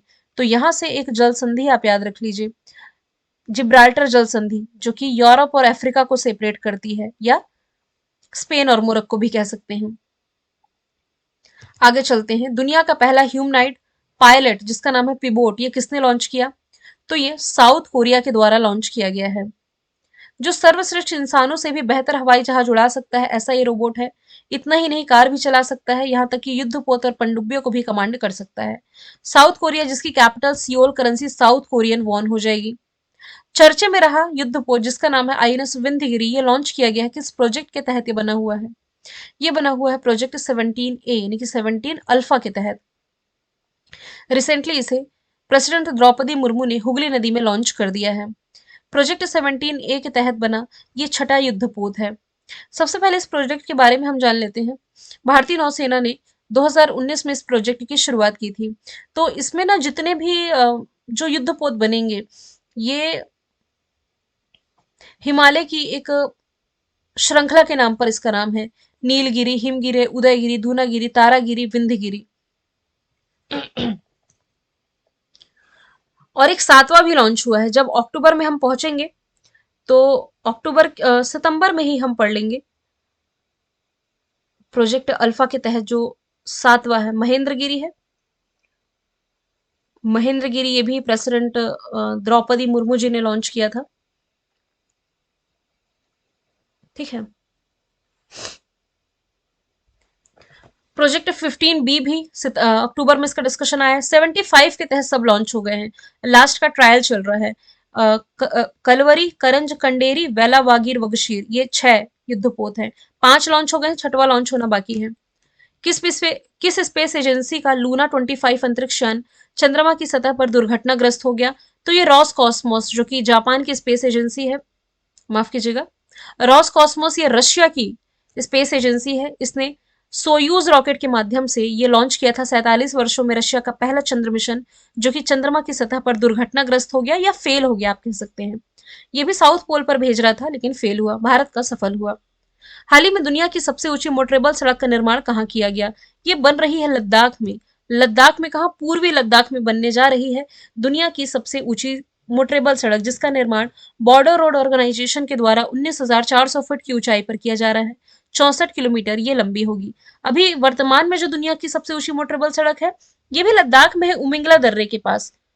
19,024 फुट इसकी हाइट है। इससे भी ऊंचा बन रहा है पूर्वी लद्दाख में। हाल ही में किस राज्य सरकार ने 100 साल पुरानी संगीत विरासत मैहर बैंड को पुनर्जीवित करने की घोषणा की है? आंसर इसका मध्य प्रदेश हो जाएगा। आईसीसी मेंस वर्ल्ड कप, जो कि अभी भारत में शुरू हो चुका है, इसके लिए जो शुभंकर लॉन्च किया गया है, इसका नाम है क्रिप्टोवर्स। 13वां एडिशन है। आईसीसी की स्थापना 1909 में हुई। दुबई में मुख्यालय। ग्रेग बार्कले अध्यक्ष जो कि न्यूजीलैंड के हैं। सीईओ जोरलफ अर्लांडिस हो जाएंगे। ठीक है। Live FIFA women world cup, अभी जिसका मैंने फीफा मेंस वर्ल्ड कप का जो शुभंकर है, ये लाइव है। अभी जो मैंने फीफा वुमेन वर्ल्ड कप बताया ना, जिसका विजेता स्पेन है, इसका मस्कट तजुनी है। और फ्रीजियन कैप तो याद रखिए, समर ओलंपिक जो होगा 2024 में फ्रांस में, इसका मस्कट फ्रीजियन कैप है। ओणम फेस्टिवल ये कहाँ मनाया जाता है? ये मनाया जाता है केरला में। ऑप्शन नंबर बी इसका राइट आंसर हो जाएगा। केरल के महान शासक राजा महाबली की स्मृति में ओणम त्योहार मनाया जाता है। इसे राज्य का कृषि पर्व कहा जाता है। आमतौर पर इसे मतलब प्रमुख रूप से मलयाली हिंदू लोग इसे मनाते हैं। केरल जिसकी राजधानी तिरुवनंतपुरम, मुख्यमंत्री पिनरई विजयन, राज्यपाल आरिफ मोहम्मद खान है। और ये सभी करंट अफेयर के फैक्ट मैंने जस्ट आपको बताए ही हैं। असम में बिहू फेस्टिवल मनाया जाता है, जिसने Guinness book of world record में अपना नाम दर्ज कराया है। 11,000 परफॉर्मर ने इसमें पार्टिसिपेट किया था। हरेली और छेरछेरा फसलों का त्योहार है, छत्तीसगढ़ में मनाया जाता है। संघाई और सिरोई लिली फेस्टिवल मणिपुर में। थाईलैंड के नए प्रधानमंत्री कौन बने हैं? तो रिसेंटली रेथा थाविसनी ये बने हैं। इनसे पहले कौन थे? प्रत्युन चान ओचा। थाईलैंड जिसकी कैपिटल बैंकॉक, करेंसी बहत हो जाएगी। अनवर उल हक क्या हमने डिस्कशन किया? ये पाकिस्तान के कार्यकारी प्रधानमंत्री बने हैं। जबकि इजराइल के जो प्राइम मिनिस्टर हैं ये हो जाएंगे बेंजामिन नेतन्याहू। चंद्रमा के दक्षिणी ध्रुव पर लैंडिंग करने वाला दुनिया का पहला देश बना है भारत। चंद्रमा पर पूछा जाता है तो चौथा देश था, लेकिन क्या पूछा जा रहा है? साउथ पोल पर लैंडिंग करने वाला ये पहला देश बना है। ये सफलतापूर्वक लैंडिंग 23 अगस्त को कर ली गई। 23 अगस्त को शाम 6:04 पर। और इसलिए सरकार ने इस दिन को यानी कि 23 अगस्त को राष्ट्रीय अंतरिक्ष दिवस यानी कि नेशनल स्पेस डे के रूप में मनाने की घोषणा की। और रशिया का तो लूना 25 फेल हो गया, मैंने बताया। चुनाव आयोग ने नेशनल आइकन के रूप में किसे नियुक्त किया? तो आंसर सचिन तेंदुलकर है। अब इस प्रश्न में कंफ्यूज नहीं होइए।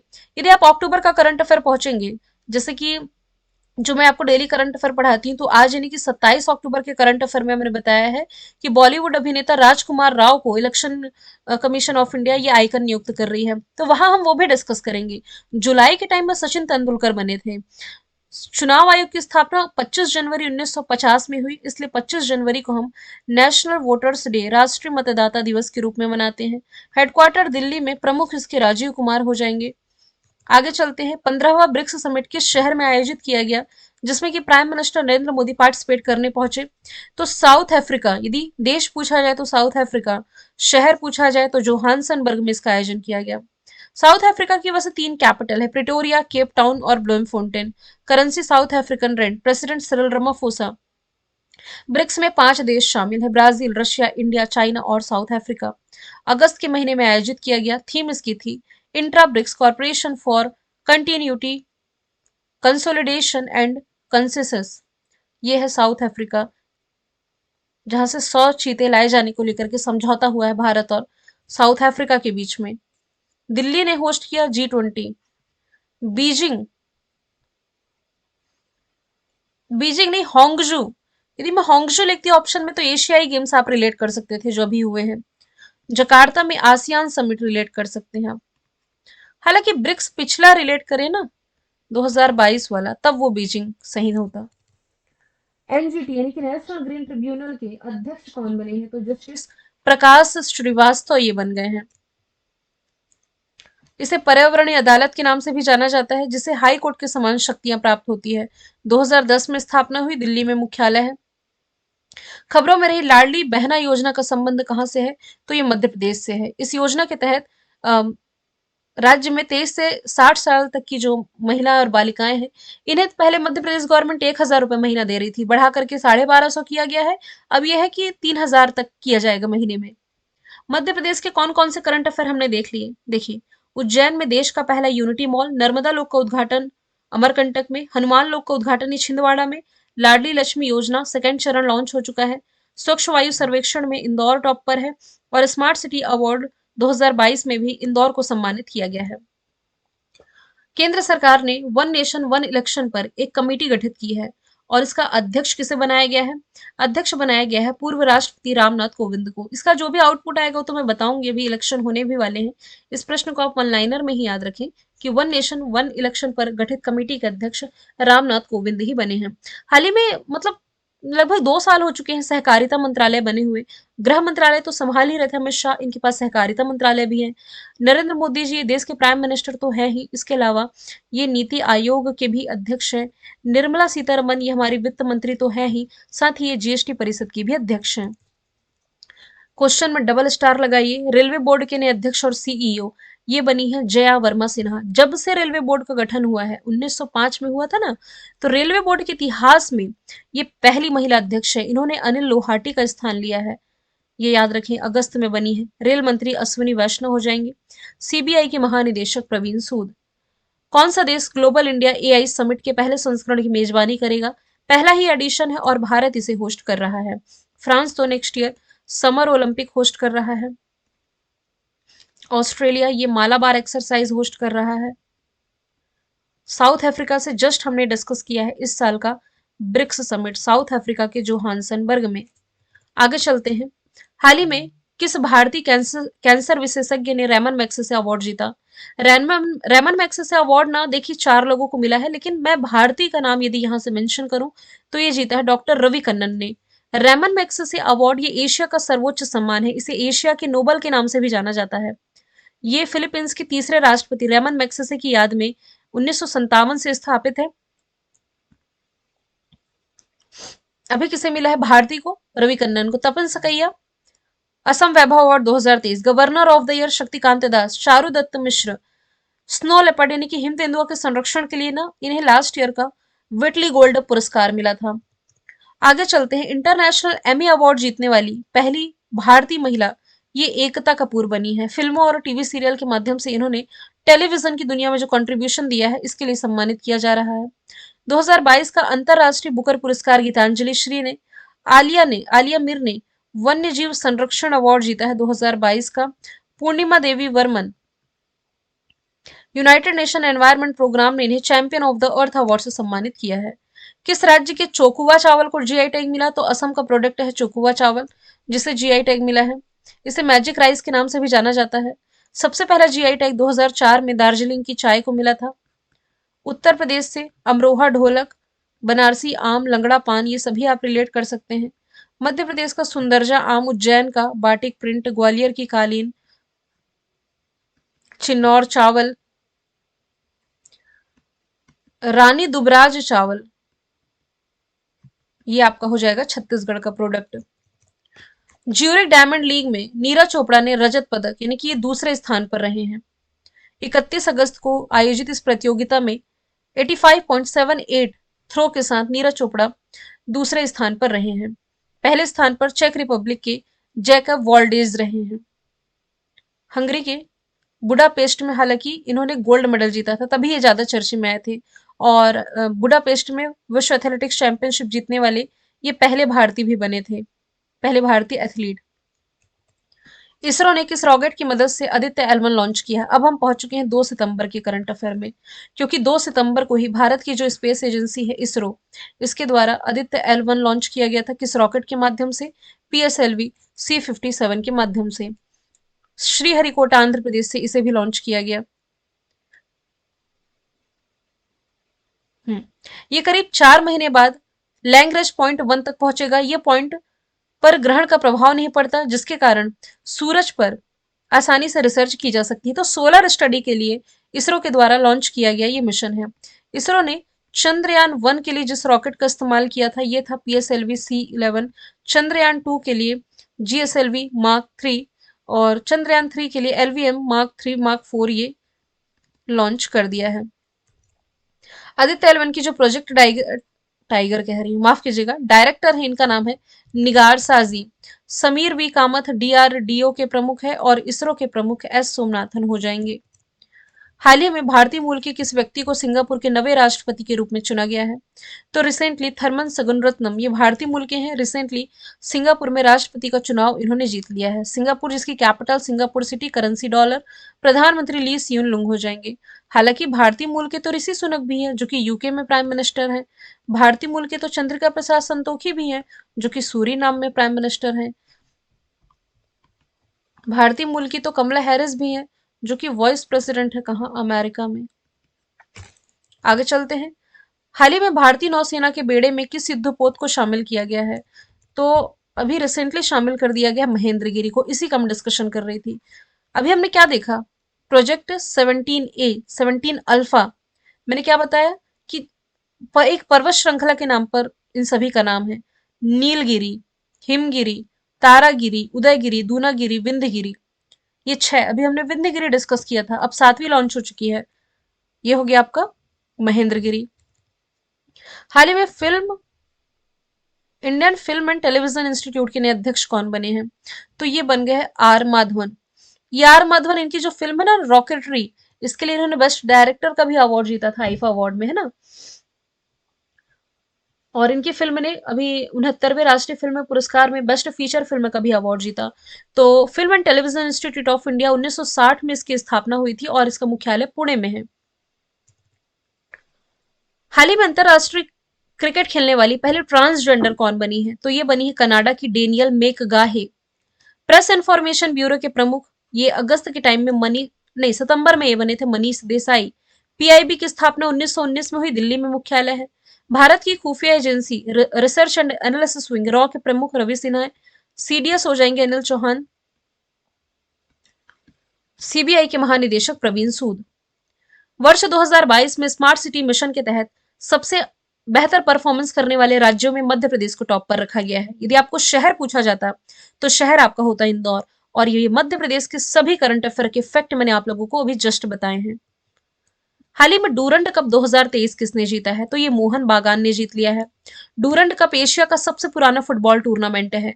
इस बार इसका 17वां, माफ कीजिएगा, मोहन बागान ने अपना 17वां खिताब अपने नाम कर लिया है। ईस्ट बागान जो है 16 खिताबों के साथ दूसरी सबसे सफल टीम है।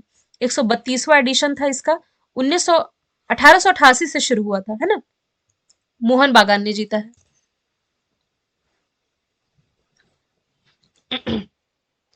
हाल ही में सुप्रीम कोर्ट ने बिहार के आरजेडी के किस नेता को 1995 में जो दोहरे हत्याकांड के मामले में दोषी पाए गए थे तो इन्हें आजीवन कारावास की सजा मिली है? प्रभुनाथ सिंह है, ये बिहार के आरजेडी के नेता हैं।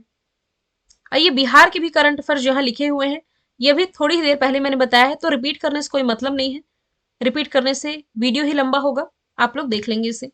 गीतिका श्रीवास्तव किस देश में भारत की महिला प्रभारी बनी है? तो ये पाकिस्तान में भारत की महिला प्रभारी के रूप में नियुक्त की गई हैं और ये सुरेश कुमार का स्थान लेंगे। पाकिस्तान जिसकी राजधानी इस्लामाबाद, करेंसी पाकिस्तानी रुपया, प्रेसिडेंट आरिफ अलवी और acting prime minister Anwar ul Haq बने हैं। कौन सा देश अपने संविधान में देश के मूल निवासियों को मान्यता देने के लिए जनमत संग्रह कराने जा रहा है? तो इसमें से आंसर इसका हो जाएगा ऑस्ट्रेलिया। अक्टूबर में यह जनमत संग्रह कराने जा रहा था। देश भर में 1,70,00,000 से अधिक रजिस्टर्ड मतदाता हैं जो कि 14 अक्टूबर को आदिवासी और टॉरस स्ट्रेट में रहने वाले लोगों के लिए संविधान में संशोधन को लेकर के मांग करेंगे। टॉरस स्ट्रेट मैंने बताया था ना, पापुआ न्यू गिनी और इसके बीच में है, ऑस्ट्रेलिया के बीच में, तो इन्हें भी नागरिकता दी जा सके। संविधान संशोधन करने को लेकर के ये वोटिंग करने जा रहे हैं। वॉइस टू पार्लियामेंट नाम से ये जो ऐतिहासिक जन्म संग्रह होने जा रहा है, इसे मंजूरी मिलने के बाद देश के संविधान में आदिवासी और टॉरस स्ट्रेट में रहने वाले लोगों को मान्यता मिलेगी। ऑस्ट्रेलिया की capital Canberra currency dollar, prime minister Anthony Albanese हो जाएंगे। किस राज्य में राम राजा लोग की आधारशिला रखी गई? आंसर मध्य प्रदेश है। मध्य प्रदेश में आप देखिए, हनुमान लोग उज्जैन में, माफ कीजिएगा, महाकाल लोक उज्जैन में, हनुमान लोक छिंदवाड़ा में, अब राम राजा लोक बनेगा जो ओरछा में बनेगा। ओरछा ये आपका हो जाएगा बेतवा नदी के किनारे, उज्जैन शिप्रा नदी के किनारे। सेल्फ हेल्प ग्रुप महिलाओं द्वारा टोल प्लाजा की शुरुआत यही। अच्छा, नर्मदा लोक अमरकंटक में, पहला यूनिटी मॉल उज्जैन में, स्वच्छ वायु सर्वेक्षण और स्मार्ट सिटी अवार्ड इसका विजेता इंदौर है। देश का पहला एआई संचालित एंटी ड्रोन सिस्टम को क्या नाम दिया गया है? तो इस ड्रोन को नाम दिया गया है इंद्रजाल। वरुण ये भी ड्रोन है, इंसानों को लेके उड़ सकने वाला ड्रोन। ड्रोनी ड्रोन के ambassador Mahendra Singh Dhoni. Sky walk ये देश का पहला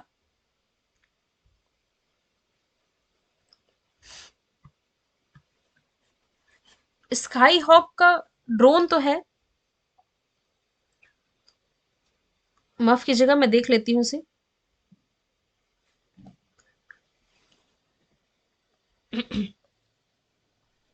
कुछ हमने पढ़ा था स्काई हॉक ड्रोन के बारे में, 3G इनेबल्ड ड्रोन है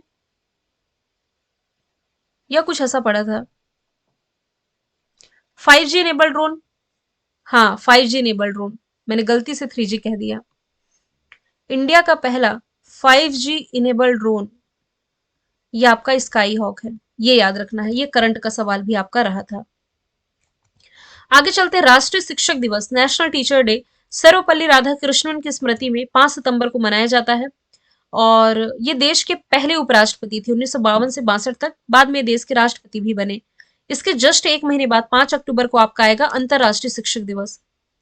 इसरो की वैज्ञानिक और चंद्रयान 3 की लॉन्चिंग के समय जो काउंटडाउन की आवाज दे रही थी, काउंटडाउन यानी कि 10, 9, 8, 7, जो काउंटडाउन की वॉइस होती है ना, ये दे रही थी एन वलार मथी, जिनका भी हाल ही में निधन हुआ।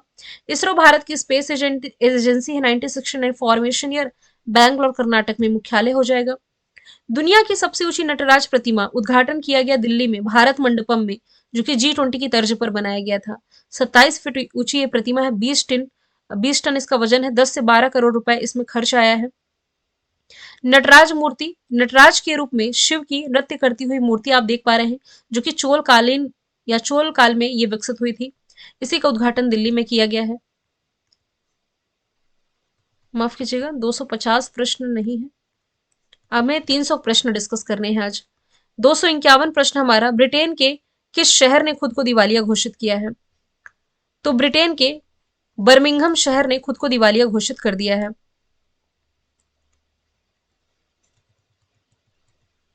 नंबरिंग मिस्टेक है, माफ कीजिएगा।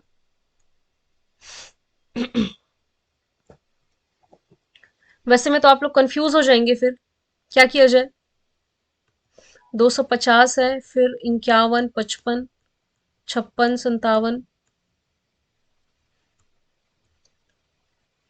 कंटिन्यू करें या नंबरिंग में? कोई बात नहीं, मैं आपको जब PDF दूंगी ना तब इसे सुधार करके दे दूंगी। क्वेश्चन कहां से हम शुरू कर रहे हैं? 251 से, ठीक है। ब्रिटेन का जो बर्मिंघम शहर है, इसने मतलब पैसे ना होने के कारण बैंकरप्ट घोषित किया गया, दिवालिया घोषित किया गया। ये ब्रिटेन का दूसरा सबसे बड़ा शहर है। ब्रिटेन जिसकी capital London, currency pound Stirling, भारतीय मूल के जो ऋषि सुनक है यहाँ के प्राइम मिनिस्टर हो जाएंगे। ठीक है। सूती वस्त्र के लिए प्रसिद्ध है मैनचेस्टर। कमेंट बॉक्स में आपको ये बताना है भारत का मैनचेस्टर किसे कहते हैं। लंदन ये यूके की कैपिटल है, टेम्स नदी के किनारे है, दुनिया में सबसे अधिक ट्रैफिक यही है, ट्रैफिक के मामले में टॉप पर है। लिसेस्टर में क्रिकेट मैदान का नाम सुनील गावस्कर के नाम पर रखा गया है। भारत की अध्यक्षता में जो G20 समिट रही, इसकी थीम थी वसुधैव कुटुंबकम की तर्ज पर one earth one family one future, यानी कि एक पृथ्वी एक परिवार एक भविष्य। अब G20 के क्वेश्चन बनने की पॉसिबिलिटी है, जो जो चीजें बन सकती थी एमसीक्यू के फॉर्मेट में मैंने ऐड किया है। G20 सम्मेलन का आयोजन दिल्ली में जिस बिल्डिंग पर हुआ ये है भारत मंडपम, और यहीं से हमने अभी जस्ट नटराज प्रतिमा देखी है। ठीक है। अब इसमें कितने व्यक्ति बैठ सकते हैं, वाहन पार्किंग की क्या सुविधा है ना, ये सारी चीजें नहीं पूछी जाएंगी, बस कुछ चीजों को आप वन लाइनर में ही याद रखें। भारत और किस देश की नौसेना ने वरुण अभ्यास का आयोजन किया, तो भारत और फ्रांस के बीच में होने वाली एक्सरसाइज में शक्ति वरुण गरुड़ हमने पढ़ा है, लेकिन आप एडिशनल याद रखें फ्रिंजेक्स एक्सरसाइज पहली बार भारत फ्रांस के बीच में हुई है इस साल। तो अभी जो हुआ भारत फ्रांस के बीच में वरुण अभ्यास आयोजित किया गया, अमेरिका के साथ युद्धाभ्यास कोप इंडिया वज्र प्रहार, नेपाल के साथ सूर्य किरण, चाइना के साथ हैंड इन हैंड। G20 का 21वां सदस्य देश कौन बना है। अब G21 के नाम से जाना जाएगा, इसमें अफ्रीकी यूनियन शामिल हो चुका है। अफ्रीकी यूनियन में 55 देश हैं, ये आप जरूर याद रखें। ईरान ये एससीओ का नया मेंबर बना है 9वें क्रम का। फिनलैंड नाटो का मेंबर बना है 31वें क्रम का। East Timor association of south east Asian ASEAN का मेंबर बना है 11वें क्रम का। G20 शिखर सम्मेलन के दौरान किस अलायंस की घोषणा की गई है, तो ग्लोबल बायोफ्यूल अलायंस की घोषणा की गई है। हालांकि भारत रिन्यूएबल एनर्जी के क्षेत्र में काम कर भी रहा है, 2070 तक टारगेट है जीरो कार्बन उत्सर्जक बनने का। महिलाओं का फैशन ब्रांड है डब्लू, इसने अपना brand ambassador recently Anushka Sharma को बनाया है। आलिया भट्ट ये हमने पढ़ा है गुशी की brand ambassador. PETA person of the year last year की सोनाक्षी सिन्हा रही है। लेवाइस की एम्बेसडर दीपिका पादुकोण हो जाएंगी। उत्तर प्रदेश में सरयू नदी पर जो क्रूज सर्विस शुरू की गई है, इसका नाम है जटायु। हालांकि उत्तर प्रदेश में ही बनारस पर गंगा नदी पर जो क्रूज चलती है, इसका नाम अलकनंदा है। आपको मालूम होना चाहिए कि बनारस से लेकर के डिब्रूगढ़ के बीच, डिब्रूगढ़ असम में है, बनारस यूपी में है, दुनिया की सबसे लंबी क्रूज सर्विस चलाई गई, जिसका नाम गंगा विलास था। और सूर्यांशु देश का पहला सोलर बोट है, ये केरल में ये लॉन्च हुआ। दिल्ली में जो G20 रहा, इसमें G20 की अध्यक्षता अब नेक्स्ट ईयर की भारत ने सौंप दी है किसे, ब्राजील को। ऑप्शन नंबर ए इसका राइट आंसर हो जाएगा। ब्राजील ना ये साउथ अमेरिका का सबसे बड़ा देश है एरिया वाइज। साउथ अमेरिका में सबसे ये सीमा साझा करता है सिर्फ दो कंट्री को छोड़ करके, इक्वाडोर और यहाँ चिली, इन दोनों से बस सीमा साझा नहीं करता। ब्राजील की capital Brasilia, currency Brazilian real, और यहाँ के जो इस साल नए राष्ट्रपति बने हैं लूला दी सिल्वा बन गए हैं। G20 का फिर एक सवाल है कि बिहार की किस मधुबनी कलाकारों को मधुबनी पेंटिंग प्रदर्शित करने दिया गया, तो आंसर इसका शांति देवी हो जाएगा। मधुबनी की पेंटिंग जिसे जीआई टैग मिला, बिहार का ये प्रोडक्ट है। सरस्वती सम्मान 2022 शिवा शंकरी। तीजन बाई ये छत्तीसगढ़ से रिलेट करेंगे, पंडवानी लोक गायिका। नीमा बेन आचार्य ये गुजरात विधानसभा की पहली महिला अध्यक्ष है, ये याद रखें।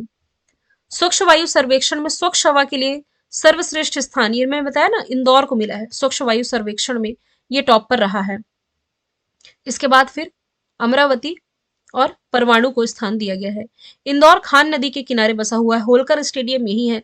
इस साल का प्रवासी भारतीय सम्मेलन यहीं आयोजित किया गया था। मुंबई को लगातार दूसरी वर्ष tree city of the world के रूप में चुना गया। दिल्ली सीसीटीवी से निगरानी रखने के मामले में टॉप पर है। दुनिया में सबसे अधिक ट्रैफिक लंदन में है, लंदन के बाद दूसरे स्थान पर आता है बैंगलोर।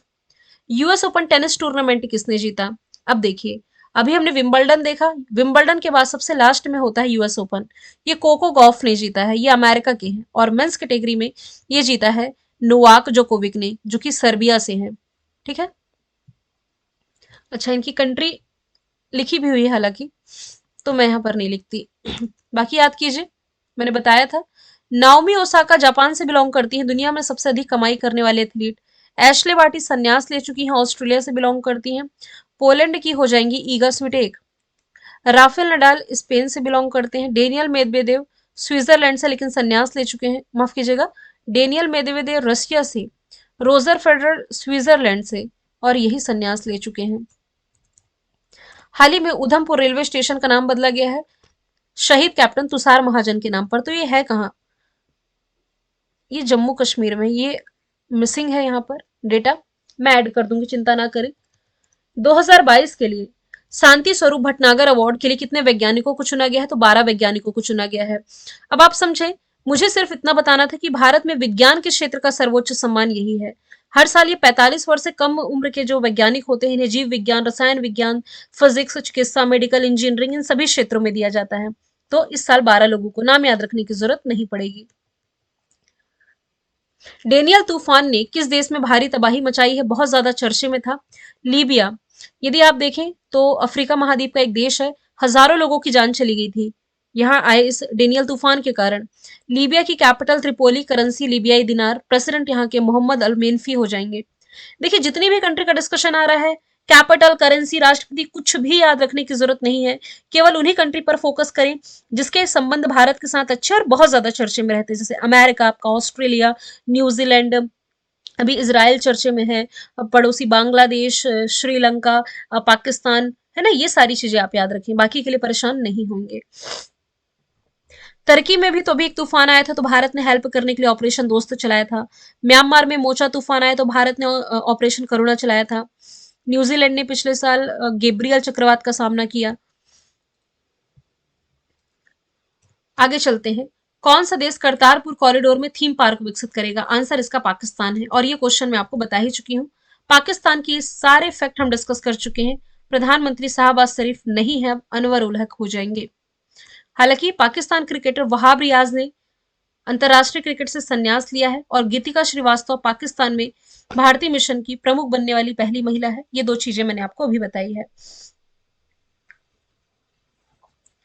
अगला प्रश्न है, बॉर्डर रोड ऑर्गेनाइजेशन दुनिया के सबसे ऊंचे फाइटर एयरफील्ड कहां विकसित कर रहा है?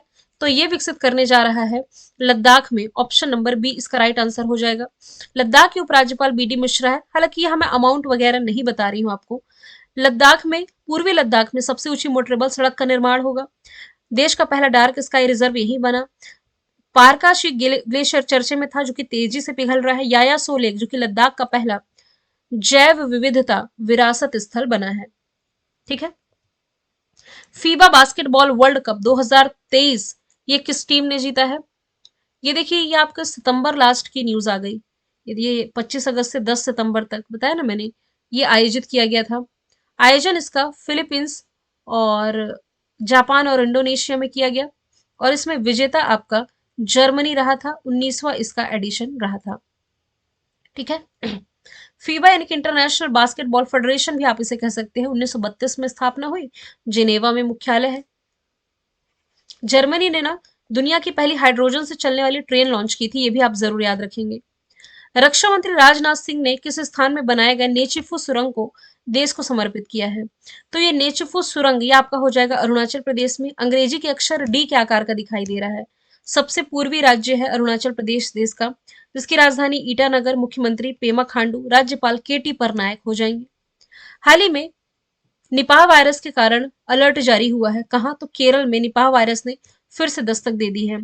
25 साल पहले, यहाँ 25 मिसिंग है, 25 साल पहले ना ये जो वायरस है ये मलेशिया के निपाह गांव में पड़ा था, तो इसी के नाम पर इस वायरस का नाम रख दिया गया। ये एक जूनोटिक बीमारी है, जो कि एक संक्रमित जानवर है या दूसरे भोजन से, दूषित भोजन से मनुष्यों में फैलता है, और चमगादड़ और सुअर जैसे जानवरों से भी इंसान में फैल रहा है। इस बीमारी के मरने वालों की दर बहुत ज्यादा है, और चिंता की बात इसलिए भी क्योंकि अभी तक इसका कोई टीका या इंजेक्शन अवेलेबल नहीं है। अनदर इंपॉर्टेंट डे, राष्ट्रीय हिंदी दिवस, जो भारत में मनाया जाता है वो 14 सितंबर है। अंतरराष्ट्रीय स्तर पर जो मनाया जाता है वो 10 जनवरी को है, तो दोनों में कंफ्यूज नहीं होंगे। किस भारतीय महिला क्रिकेटर को 2023 के टाइम 100 नेक्स्ट लिस्ट में शामिल किया गया? तो ये खिलाड़ी है हरमनप्रीत कौर। झूलन गोस्वामी संन्यास ले चुकी है, नादिया एक्सप्रेस के नाम से जानी जाती थी। मिताली राज भी हालांकि 6 वर्ल्ड कप खेलने वाली खिलाड़ी संन्यास ले चुकी हैं। उत्तर प्रदेश के किस शहर में पहली बार मोटो जी रेस का आयोजन किया जाएगा? जाएगा नहीं, हुआ था। उत्तर प्रदेश में ना ग्रेटर नोएडा में बुद्धा सर्किट में इसका आयोजन किया गया। लखनऊ में पहला बंदरवन, आगरा में वैक्यूम आधारित सीवर सिस्टम इस्तेमाल करने वाला पहला शहर, कानपुर में देश का पहला लेदर पार्क। भारत और किस देश के बीच में इंफ्रास्ट्रक्चर ब्रिज का उद्घाटन किया गया। तो ये न्यूज थी भारत और ब्रिटेन के बीच में, दोनों देशों के बीच में यदि मैं कहूँ ट्रेड को बढ़ावा देने के लिए पहल थी। यूके की capital London, currency pound sterling, prime minister Rishi Sunak. विश्व ओजोन दिवस, हम पहुंच गए 16 सितंबर के करंट अफेयर में। तो 16 सितंबर को विश्व ओजोन दिवस मनाया जाता है ओजोन परत के संरक्षण के लिए। थीम थी Montreal protocol fixing the ozone layer and reducing climate change. प्रधानमंत्री नरेंद्र मोदी ने पीएम विश्वकर्मा योजना की शुरुआत ये 17 सितंबर को, जब विश्वकर्मा जयंती मनाई गई ना, तब किया गया। इन्हें दुनिया के पहले वास्तुकार के नाम से जाना जाता है, भगवान विश्वकर्मा को। तो इसी उद्योग से लगे जो लोग हैं, पारंपरिक शिल्प में लगे उद्योगों का समर्थन करने के लिए ये एक तरह की योजना थी, जिसके लिए 13,000 करोड़ रुपए खर्च किए जाने का प्रावधान है। यूनेस्को के वर्ल्ड हेरिटेज साइट में शामिल 41वां स्थल बना है पश्चिम बंगाल का शांति निकेतन। मध्य प्रदेश का सांची स्तूप भी हालांकि शामिल है। 40वां शामिल था तेलंगाना का रामप्पा टेम्पल, माफ कीजिएगा 39वां जो इसमें शामिल हुआ था ये था तेलंगाना का रामप्पा टेम्पल। 40वां गुजरात का धौलावीरा। 41वां शांति निकेतन। आगे हम पढ़ेंगे 42वां। एशिया कप जो पुरुषों का रहा, इस साल ये जीत लिया है भारत ने एक तरफा जीत हासिल करी है श्रीलंका के खिलाफ। कोलंबो में इसका आयोजन किया गया था। यूनेस्को की वर्ल्ड हेरिटेज साइट में शामिल 42वां स्थल, अब देखिए 39वां तेलंगाना का रामप्पा टेम्पल, 40वां गुजरात का धौलावीरा, 41वां पश्चिम बंगाल का शांति निकेतन, 42वां इसमें बना है होयसला टेम्पल। यूनेस्को यानी कि United Nations Educational Scientific and Cultural Organization, स्थापना 1945, headquarter Paris France. Audrey Azoulay वर्तमान में इसके प्रमुख हो जाएंगे। पुराने संसद भवन को अब किस नाम से जाना जाएगा, तो इसे संविधान सदन के नाम से जाना जाएगा। यहाँ शेंगोल स्थापित किया गया है, ये करंट अफेयर में बता चुकी हूँ। 19 सितंबर को यहाँ आखिरी सत्र रहा था, है ना। नए संसद भवन का उद्घाटन प्राइम मिनिस्टर नरेंद्र मोदी ने किया। डिजाइनर विमल पटेल है, टाटा ग्रुप के द्वारा बनाया गया है। यहाँ पहला राष्ट्रीय ध्वज उपराष्ट्रपति जगदीप धनखड़ ने फहराया है। संयुक्त राष्ट्र महासभा के 78वां सत्र, देखिए जून के करंट अफेयर में मैंने बताया कि संयुक्त राष्ट्र 78वें सत्र के अध्यक्ष डेनिस फ्रांसिस बने हैं। अब इसकी जो बैठक रही है ये इसी के हेडक्वार्टर न्यूयॉर्क में आयोजित की गई और इसमें प्राइम मिनिस्टर, माफ कीजिएगा, विदेश मंत्री एस जयशंकर पार्टिसिपेट करने पहुंचे। ब्रिक्स समिट ये आयोजित की गई आपकी जोहान्सनबर्ग में। G20 आयोजित किया गया आपका दिल्ली में। और इंडियन कोस्ट गार्ड की जो बैठक इस्तांबुल तुर्की में रही। 19वें एशियाई गेम्स का आयोजन कहाँ किया जा रहा है, चाइना के होंगजू शहर में इसका आयोजन किया जा रहा है। भारत से इसकी शुरुआत की गई थी 1951 से। पहला आसियान संयुक्त अभ्यास जिसका नाम है SX01 कहाँ शुरू हुआ, तो आसियान समिट कहाँ हुआ इस साल का, इंडोनेशिया के जकार्ता में। इसी इंडोनेशिया में दक्षिण नाटू सागर में आसियान मेंबर कंट्रीज के बीच में ये एक्सरसाइज है जिसमें 11 देश पार्टिसिपेट कर रहे हैं। 11वां मेंबर कंट्री बता ही चुकी हूँ, ईस्ट तिमोर है। साउथ अफ्रीका के किस स्थान पर हाल ही में कोविड-19 महामारी के बाद गांधी वॉक का आयोजन किया गया, तो यह आयोजन किया गया है जोहान्सनबर्ग में, जहां मैंने आपको अभी क्या बताया था, ब्रिक्स समिट बताया था। 35वां इसका संस्करण था। 6 किलोमीटर की पदयात्रा और अफ्रीका की सभी फैक्ट रिपीटेड है जो मैंने आपको बता दिए हैं। देश की पहली ट्रैफिक लाइट फ्री सिटी कौन बनी है, तो ये बन गई है कोटा। ये माफ कीजिएगा राजस्थान का शहर है। ट्रैफिक लाइट फ्री सिटी मतलब कि बिना रुकावट और बिना दुर्घटना के यातायात को सुनिश्चित करना। सांची ये देश की पहली सोलर सिटी है। क्लीनेस्ट सिटी आपकी हो जाएगी इंदौर और ट्री सिटी ये हो जाएगी मुंबई। ठीक है, हालांकि ये भारत की पहली ट्रैफिक लाइट फ्री सिटी है, दुनिया की दूसरी। तो दुनिया का पहला कौन है, थिम्पू, जो कि भूटान की कैपिटल है। अब हम आते हैं स्टेच्यू ऑफ वननेस की तरफ, जिसका उद्घाटन ओंकारेश्वर में किया गया है। मुख्यमंत्री शिवराज सिंह चौहान ने ओंकारेश्वर, ये खंडवा जिले में स्थित है। स्टेच्यू ऑफ वननेस यानी कि एकात्मता की प्रतिमा है आदि गुरु शंकराचार्य की। स्टेच्यू ऑफ यूनिटी आपने केवड़िया से पढ़ा है, सरदार पटेल की प्रतिमा। स्टेच्यू ऑफ इक्वालिटी आपने पढ़ा हैदराबाद से, रामानुजाचार्य की प्रतिमा। स्टेच्यू ऑफ प्रॉस्पेरिटी आपने पढ़ा है बैंगलोर से, केम्प घोड़ा की प्रतिमा। गणतंत्र दिवस जो नेक्स्ट ईयर का रहेगा, इसमें मुख्य अतिथि के रूप में शामिल होने जा रहे हैं अमेरिका के राष्ट्रपति जो बाइडन। 2023 में यानी कि इस साल शामिल हुए थे मिस्र के राष्ट्रपति अब्दुल फतह अल सीसी। अब कौन होंगे, अमेरिका के राष्ट्रपति।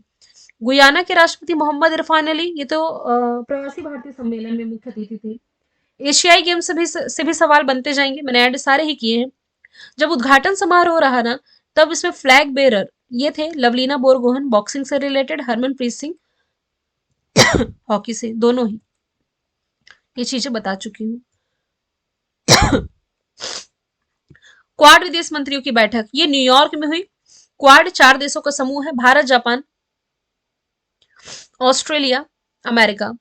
भारत को रिप्रेजेंट किया है विदेश मंत्री एस जयशंकर ने। विदेश सचिव कौन है? विनय मोहन क्वात्रा। सिम्बेक्स अभ्यास भारत किस देश की नौसेना के बीच में होता है? तो एस से सिंगापुर, आई से इंडिया। सिंगापुर और इंडिया के बीच में होने वाला ये अभ्यास है। सिंगापुर की capital Singapore city, currency dollar, prime राष्ट्रपति यहाँ के ली सियून लुंग है। एशियाई खेल का डिस्कशन बार बार आ रहा है। आयोजन हुआ है चाइना के होंगजू में, 8 अक्टूबर तक इसका आयोजन किया गया। उद्घाटन समारोह में ध्वजवाहक लवलीना बोरगोहेन, हरमनप्रीत सिंह। अब इसका शुभंकर 3 था, Chenchen, Congcong, Lianlian, यानी कि सभी इसका शुभंकर हो जाएगा। भारत सरकार के द्वारा किस देश के नागरिकों के लिए वीजा सर्विस सस्पेंड किया गया? तो कनाडा के नागरिकों के लिए। अभी जो न्यूज आपने पढ़ी भी होगी, तो जो माहौल बन रहा था दोनों देशों के बीच में, हालांकि संबंध बिगड़े भी, तो ये रद्द किया गया। कनाडा जिसकी capital Ottawa, currency dollar, prime minister Justin Trudeau.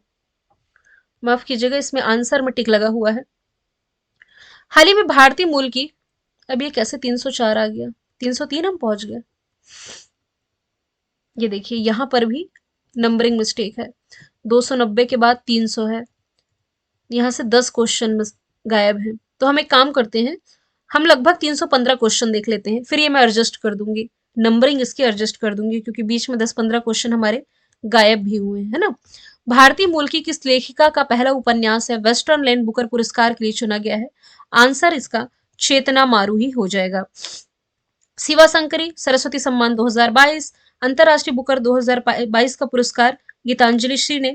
Bharat को पहला इंटरनेशनल बुकर पुरस्कार गॉड ऑफ स्मॉल थिंग के लिए अरुंधति भट्टाचार्य ने दिलाया था। भारत और किस देश के बीच में युद्ध अभ्यास एक्सरसाइज का आयोजन किया गया? मतलब अभ्यास का नाम ही है युद्ध अभ्यास। तो भारत और अमेरिका के बीच में होने वाली ये एक्सरसाइज है, जिसका आयोजन अभी रिसेंटली किया गया है। अमेरिका के फैक्ट तो मैं आपको बता ही चुकी हूँ। कोप इंडिया, वज्र प्रहार, टाइगर ट्रंप। अच्छा, एक इंपॉर्टेंट याद रख लीजिए, इस साल पहली बार हुआ तर्कस अभ्यास भारत अमेरिका के बीच में। कोंकण अजय वॉरियर ब्रिटेन के साथ, शक्ति वरुण गरुड़ फ्रांस के साथ, चाइना के साथ हैंड इन हैंड। कौन सा देश 53 वर्षों के बाद हांगकांग को पीछे छोड़ते हुए दुनिया का सबसे स्वतंत्र अर्थव्यवस्था बना है? तो हांगकांग को पीछे छोड़ते हुए सबसे स्वतंत्र अर्थव्यवस्था ये बन गया है सिंगापुर, जिसका डिस्कशन अभी जस्ट हमने किया था। ठीक है। हाल ही में किस संगठन ने संयुक्त अंतरिक्ष उद्यम स्थापित करने की घोषणा की है? तो अंतरिक्ष की दुनिया में अब ये ग्रुप एक साथ मिलकर के काम करेंगे। ग्रुप का नाम है I2U2 ग्रुप। आई से इंडिया, आई से इजराइल, ये हो गया I2। U2 यानी कि यू से यूएसए, यू से यूई। ये 4 देश, जिसे पश्चिमी क्वाड के नाम से भी जाना जाता है, ये चारों अंतरिक्ष की दुनिया में एक साथ मिलकर के काम करेंगी। G20 अब G21 के नाम से जाना जाएगा, क्योंकि अफ्रीकी यूनियन इसमें शामिल हुआ है। भारत G7 का मेंबर नहीं है, भारत क्वाड का मेंबर है।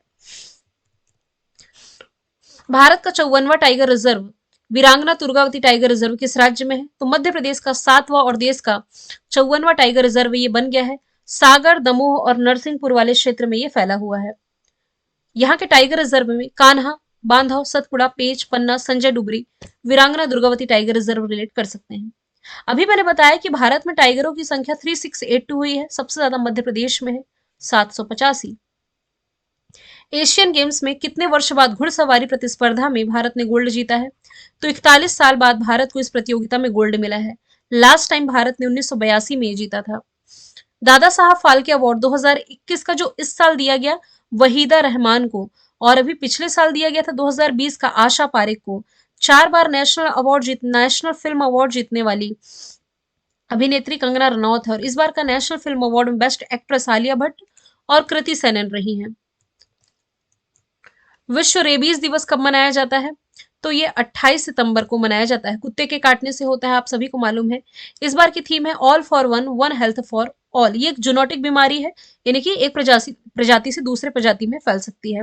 देश का पहला रेबीज मुक्त राज्य भी आप याद रखें, ये गोवा हो जाएगा। विश्व पर्यटन दिवस ये आपका 27 सितंबर होगा। आगे चलते हैं। एडीबी के उपाध्यक्ष कौन बने हैं? तो भार्गव दास गुप्ता बने हैं। एडीबी 1966 में स्थापना, मनीला फिलीपींस में मुख्यालय, मात्सुगु ओसाकावा। 68 मेंबर कंट्री और 68th मेंबर कंट्री नीयू हो जाएगा। अजय बंगा वर्ल्ड बैंक के अध्यक्ष, जरूर याद रखें। प्रधानमंत्री नरेंद्र मोदी के सलाहकार के रूप में अब फिर से नियुक्ति कर दी गई है अमित खरे की। राजीव गौबा, ये कैबिनेट सेक्रेटरी तो थे ही, इनका कार्यकाल फिर से बढ़ाया गया है।